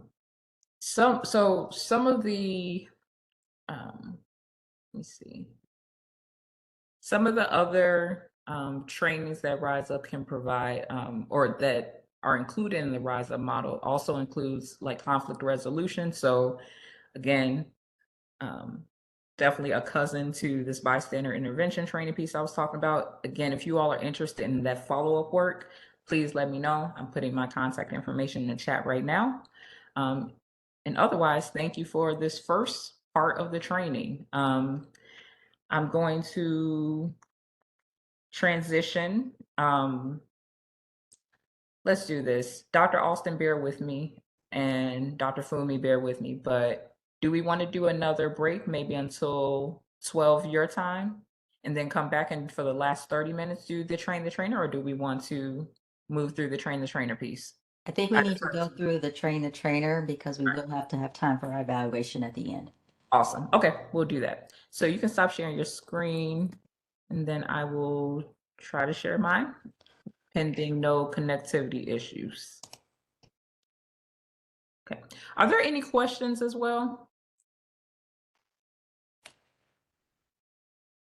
Any questions? Any feedback? Somebody just asked if there's training tomorrow. No, there's one training. We tried to introduce these foundational concepts to you, as well as do the train the trainer in one sitting. So that was the goal for today.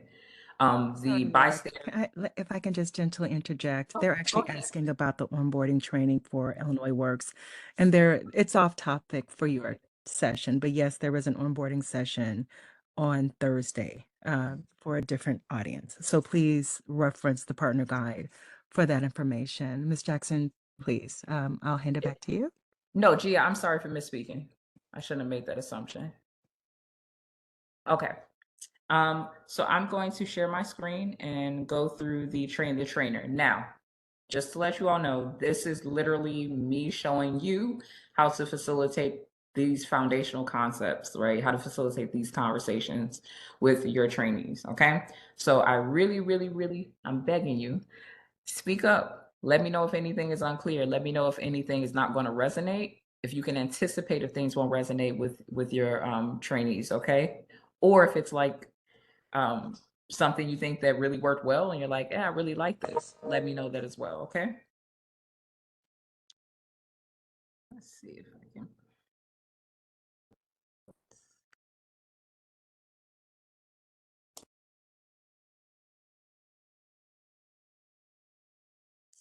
Oh man.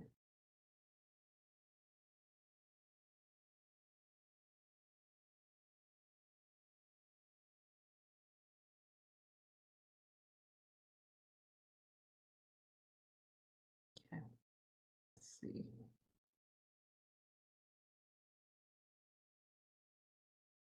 Dr. Austin, I'm going to rely on you to let me know if there's ever a delay, okay? Okay. Yeah. Dr. Austin, I'm sorry. It's too much of a delay. Do you mind sharing the actual notes that that you all revised? The facilitator notes, because my computer is not bringing it up. I'm so sorry.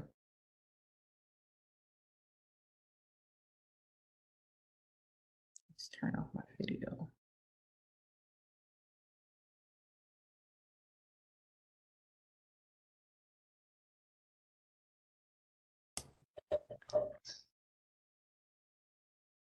We'll be with you momentarily. Take your time. Feel free to grab some water, you all. And at this time, I think it would be good to have a 5-minute break and let us reconvene at 12 o'clock. Yes. Thank you all for your flexibility.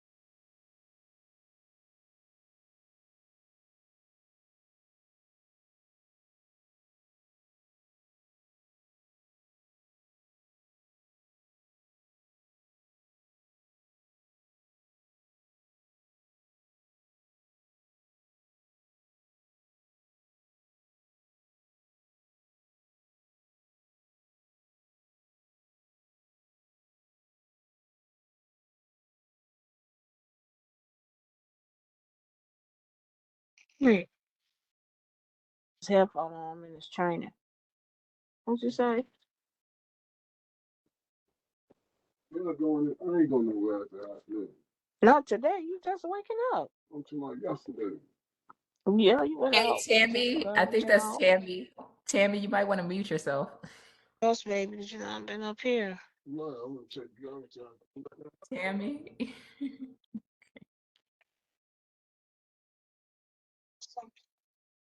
Hey, Somebody's Tammy. mic hot. Hey, Tammy, you might want Hell to no, mute you ain't. yourself. Tammy? I'm not sure Dr. Ms. Alston Ms. how to Jackson, mute she's her. muted. It's taken care of. Got it.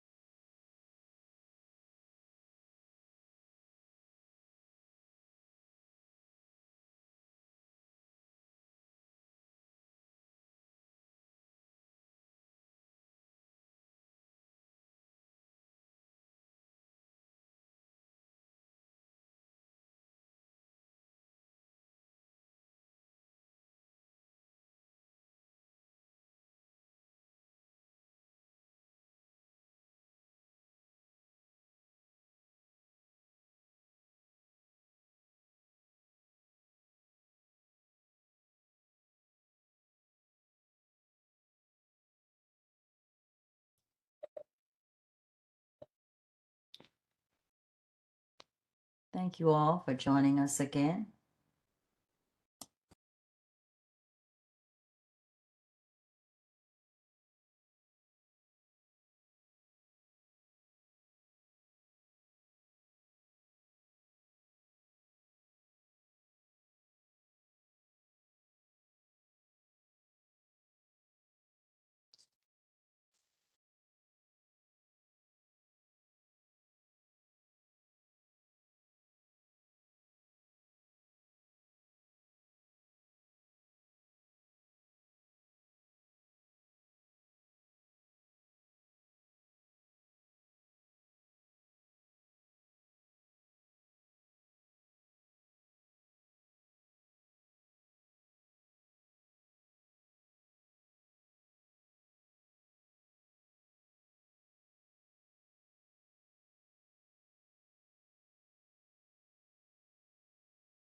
Okay, Dr. Austin, are you able to share the notes?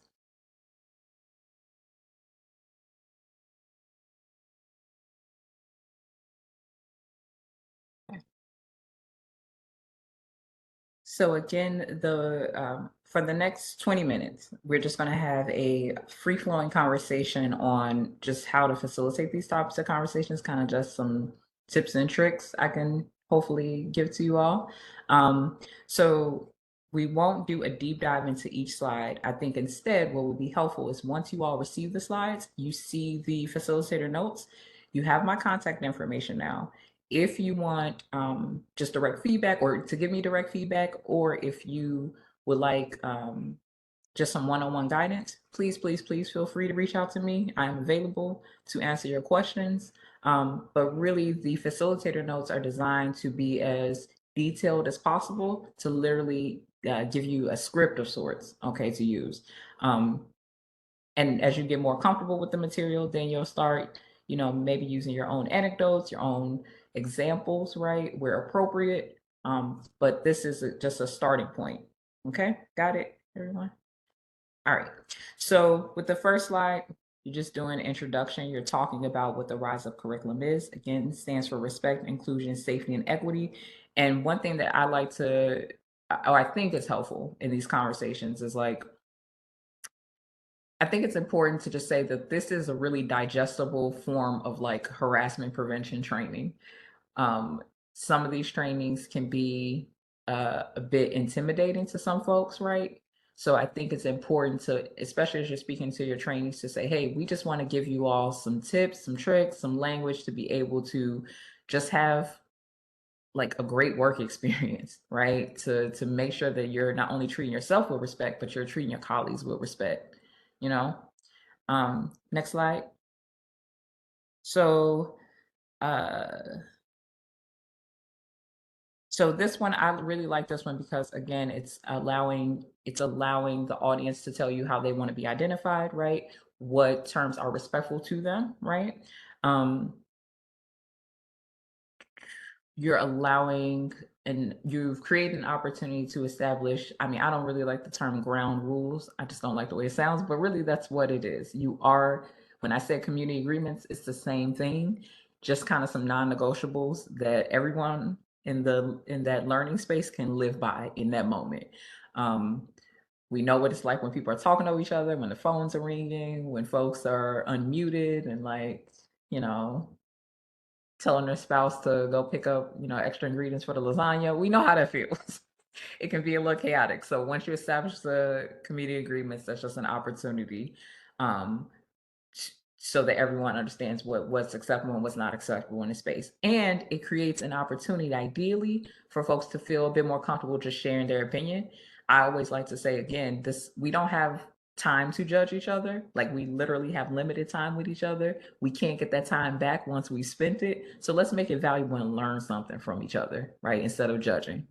And yes, you will get a copy of these slides as well as the notes. They actually are in the notes section of the PowerPoint. So really easy for you all just to see the PowerPoint, see the notes, it's all there. And then we also have Gia and Dr. Austin were gracious enough to like package the notes up in a very standardized form. From my understanding, it's similar to other forms you all have used. but you will have that document as well with just the notes, not the PowerPoint slides, but just the notes.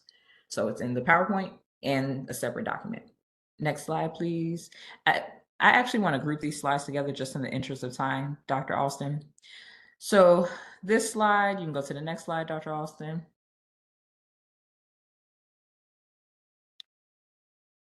The next slide. Yeah, these are basically just outlining the definition of a respectful work environment. Really, you want to be able to ask the audience, ideally, as best as possible, get feedback from them on examples of a time when they've worked in a respectful work environment, and then examples when the work environment hasn't been that healthy. Again, I would like to say, I think that if we had a bit more time, one thing I would highly suggest is, number one, always doing these types of conversations in person if you're able to. It just is a different level of intimacy, to be honest, in these conversations. I've actually done, first of all, thank you all for giving me so much grace, as this, again, is a new curriculum. But I first did this training in person in Chicago, and it was just a different dynamic when you have folks in the room, when you have that in-person engagement. I think people just are more comfortable in in-person spaces with these subjects. Now, if you are going to do it virtually, one thing I would suggest, and this is kind of behind the curtains things for me in this moment, do breakout groups if you have the time. So when you have the time to, like, maybe have one breakout group focus on, defining what is a respectful work environment, or sharing examples of roadblocks to a respectful work environment, and then bringing the entire group back and debriefing, and maybe having someone report out from each group. What did your group discuss? Were there any disagreements about what a respectful work environment looks like? That is, I think, one of the best ways virtually to get that engagement. And that's if you have the time, because breakout groups also requires, like, sometimes upwards of like 20, 25 minutes. And then you're coming back, you're debriefing. So it's a matter of how much time do you have with your trainees to be able to facilitate that. Okay. Next slide. Next slide. I think it's the next one, Dr. Austin. Oh, actually, no, it was the previous one then, sorry. Yeah, so this is when we're talking about the consequences of these behaviors. Again, just want to acknowledge this type of subject matter can be very triggering to folks, especially if they've had to work within toxic work environments, right? And some of these physical and psychological effects, like, impacted them in the past or are currently impacting them in their work environment. So I think just, again, creating the type of space where you're not picking on one person to respond, but, like, maybe picking out, sharing an experience for yourself, right? That highlights this, right? So it's a way to kind of open the door. To whatever extent you all feel comfortable sharing your own lived experiences, what I found is, like, if you notice at certain points, I was trying to strike this balance of, like, hearing from you all, giving you space, and not being the talkative person I am, while also, like, if there was silence, saying, hey, let me give an example, of how this impacted me. So you may have to do that at certain points. Actually, I would say always be prepared to do that. Always have one example from your own lived experience to kind of open the door for others in the rooms, others in the room to participate. Next slide. Next slide. Slide. Next slide, because that's in the same grouping. Next slide. Next. Okay, so next slide, because it's getting into building awareness. Okay, so this was leading into the awareness conversation, the intent versus impact.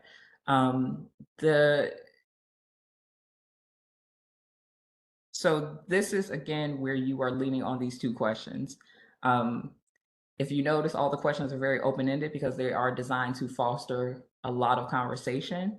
And again, I know I believe you all, from my understanding, Dr. Austin and Gia, you all are facilitating these trainings in person primarily. Is that true? nodding of the heads or shaking of the heads?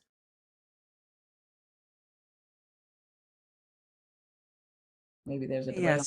Yes, our Mostly, okay. the Illinois Works Peer Apprenticeship Program. The expectation is that facilitation is in person and hands-on. Yeah, so I think, you know, having these type of open-ended questions in person, it's ideal. Also, I think is to whatever extent you feel comfortable pulling examples from the news. You know, usually during the conversation around like sexual harassment, I will bring up an example from the Me Too movement, right? Especially if there's silence in the room or, people are still kind of like getting comfortable in the space. I'll bring up a common example that is in pop culture or in the news, something kind of like a level set for the entire group, something that everyone may be familiar with or at least heard of, right? But in this sense, so what types of issues can be caused by not being aware of our impact on others, right? This is again where you really want to have an example just in your back pocket of your own experience or maybe an experience you've witnessed. Same with the second question. What are some of the steps we can take to make our intentions clear? I would say have at least one example of to answer that question. If you notice there's a theme here, have an example in your back pocket. Next slide. I think that's the intent versus impact section. Yeah, next slide.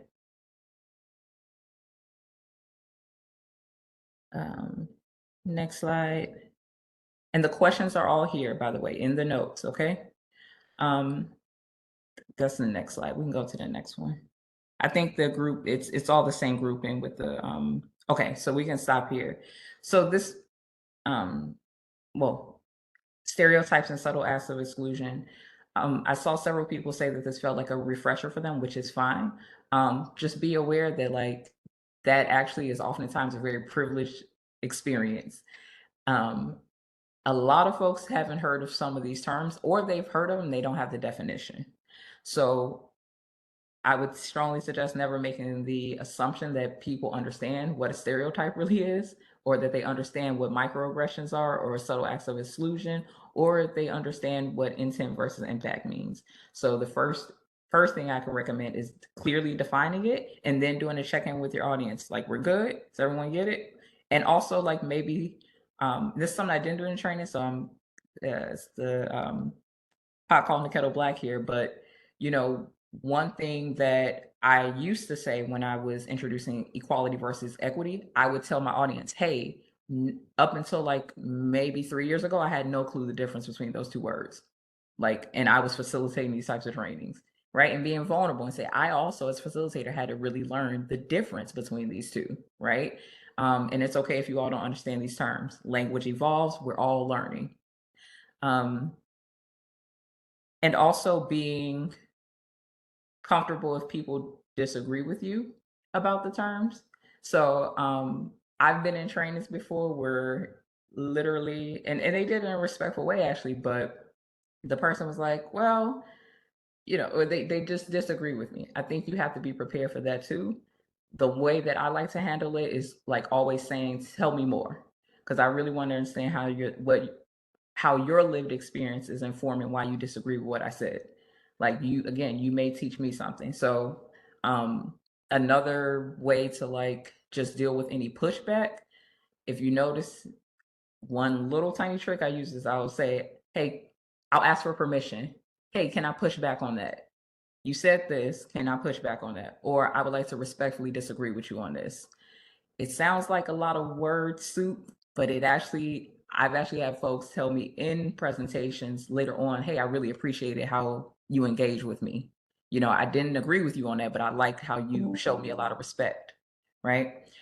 So little things like that help in moments of disagreement, in moments when you're trying to get, a robust conversation going. Next, we want to go through the next 3 slides, Dr. Austin. So, let's see. You can skip. Next one. Next one. Oh, let's go back. Sorry, go back to the sexual harassment one. Let's go back. You know what? I'll just say this, just because there may still be a delay. So the sexual harassment piece, there's actually So there's an accompanying exercise. Again, if depending on the amount of time you all have. So if you have 2.5 hours, for instance, there is an interactive sexual harassment prevention exercise, and it includes a definition of the 4 different types of sexual harassment. It also includes, I believe, 12 different scenarios based on trades-based examples of, harassment, bullying, hazing, and retaliation. And the idea is that you break out your audience into small groups, depending on how many you have, right? And you go through the different scenarios, each group goes through the different scenarios and determines, is this harassment versus is this retaliation, or is this bullying, or is this hazing? And then you reconvene as one group. You have one person that reports out, and they say the answers to the 12 different scenarios. And each group is able to compare and contrast. So that is another interactive in-person exercise that I could send to you all that I think could be another way to keep the audience engaged. Where are the videos available? So these are not videos, these are documents. Just to be clear, Robert, the scenario document includes like 12 different examples, like scenarios, right, of harassment, bullying, hazing, and retaliation. Then it's up to the small groups to determine, based on each scenario, is this an example of harassment or is it an example of retaliation or one of the other two? Does that make sense, everyone? So again, as you're thinking about how to make this as engaging, how to make it as real world based, right? Because again, it's focused on the construction industry. So you're seeing examples of that, right? Let me actually, give me 1 second.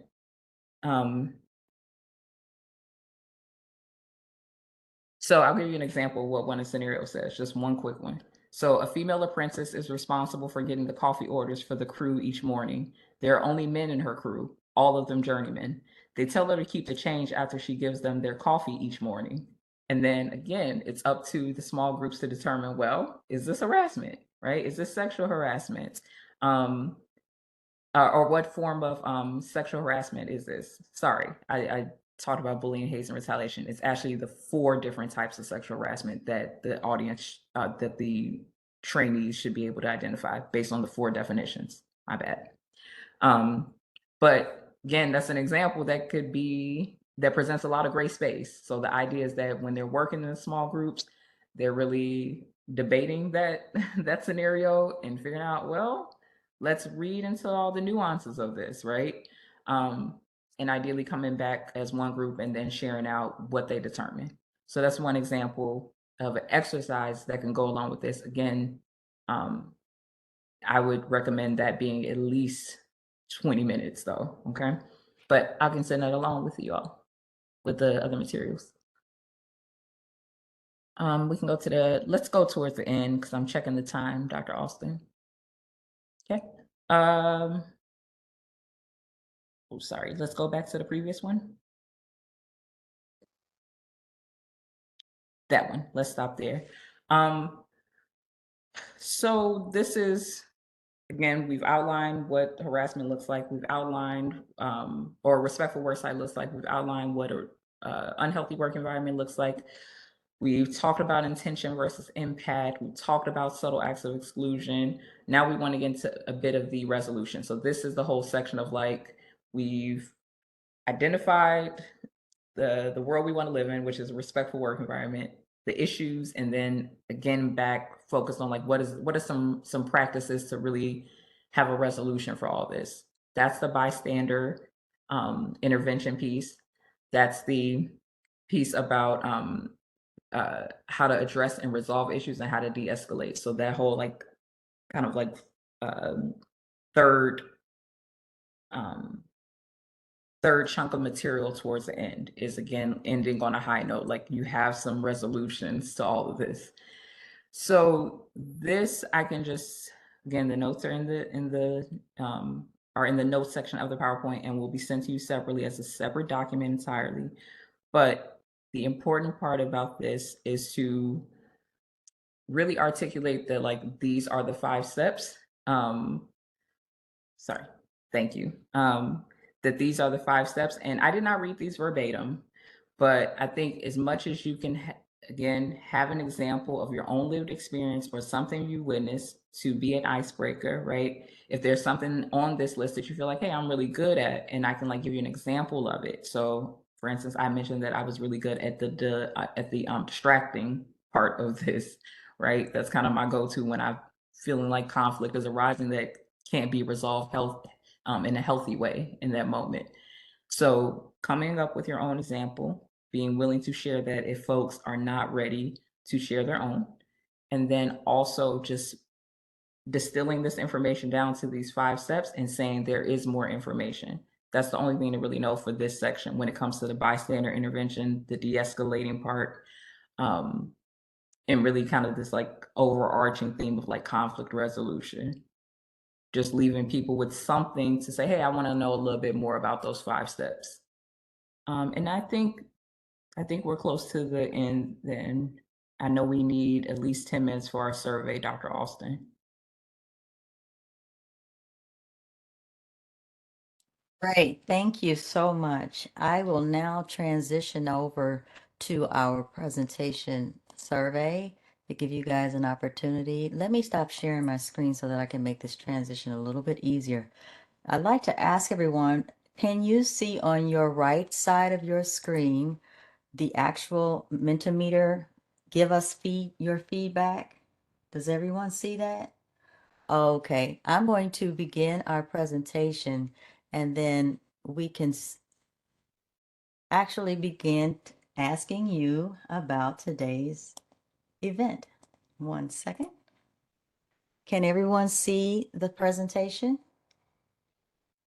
Very good. All right. If you are still having difficulty, these are the actual alternative codes you can use. If you have a phone, you can scan the QR code. It'll take you right into Mentimeter. Or you can do the website, www.menti.com, and enter the 8-digit code. But I believe we should all be ready and available to do this survey now. So in a word, describe your biggest takeaway. This ought to be good. I want to see as many words that you can come up with because we've talked about a lot of different things. So kind of recall what you've heard in the foundations of this training and see what is the thing that stood out to you the most. What was your biggest takeaway? And drop that inside. Self-aware, stirring, very good. Insightful,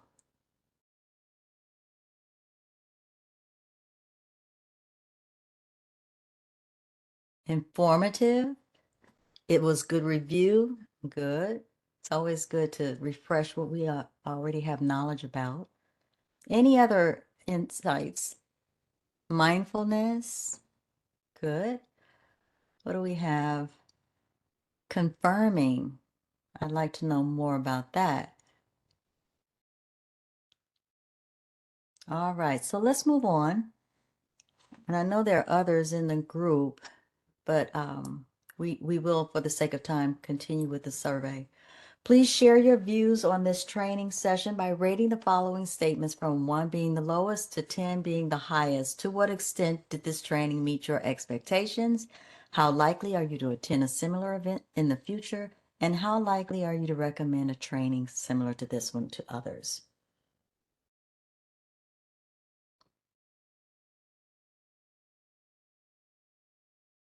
Okay, we are starting to get some feedback. Give people a few more minutes. We have, I don't know how many people are in the room, but we have 5 people actively surveying. Okay, I see more people surveying. Very good. Thank you so much. All right, let's move on. The training topics were relevant to what I wanted to learn about this subject matter. Strongly agree, somewhat disagree, neither, either, or, somewhat agree, and strongly agree. And so when you start adding your responses, it will shift positions, but that's okay. Just be mindful of what you're choosing. All right, good. So it looks like we have the majority of us are in the strongly agree. Okay, it's moving around a bit. Thank you guys. We'll move to the next question. The trainer shared relevant information about what I wanted to learn about women in the trades.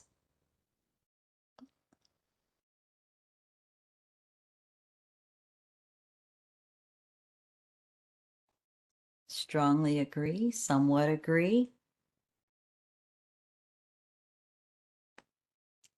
Okay, are there any other responses? I see 7 people, 8 people. All right, give you another 30 seconds. Okay, thank you very much. We're going to go on to the next question. I plan to apply what I learned. Same setup. Okay, strongly agree. Strongly disagree a little bit. Very good, thank you. What more would you like to learn to advance your work?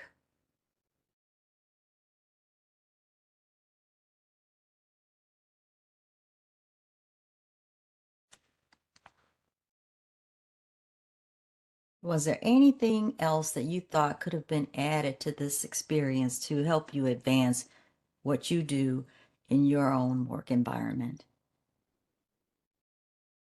Trauma-based care, oh, that's a good one. More on creating classroom culture. Okay. Compliance requirements. Thank you. Anyone else? More techniques for problem solving? Yeah. When you talk about the kinds of experiences people have with harassment, yes, you want to be able to find ways to solve those problems. Breakout groups for more diverse insight, dealing with issues of mental health, that is critical.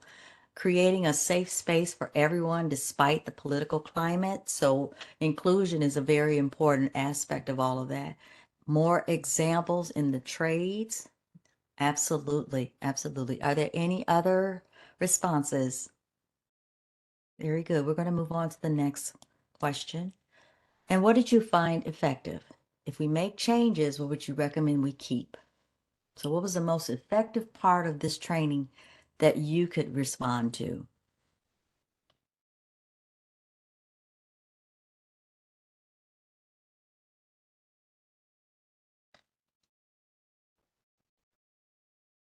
And if you don't have anything in particular, you can add NA, non-applicable. That'll let us know that you are responding to the question. We have one response, communication. The presenter was excellent in modeling the behaviors she shared. And then we have an NA.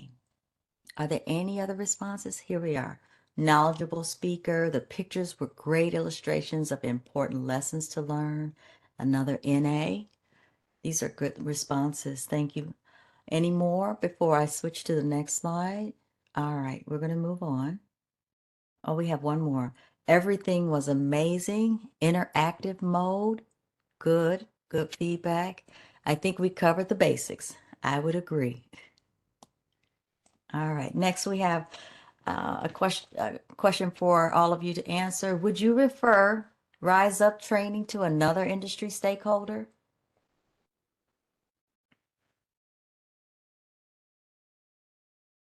Okay, we have 11 to 1. That's all 12 people. All right. Thank you for your response.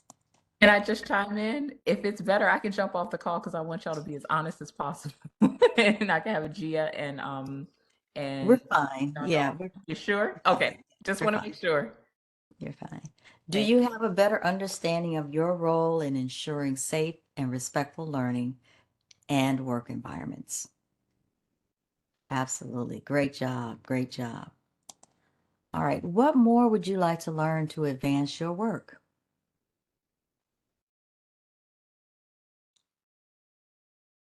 And I think we may have hit on this question a little bit earlier. So if you have anything in addition, you can go ahead and add that here. All right, we're going to move on. What improvements or additions might you recommend for women in trades in future training sessions? And this is our last question. Are there any recommendations for the women in trades? All right. So thank you all.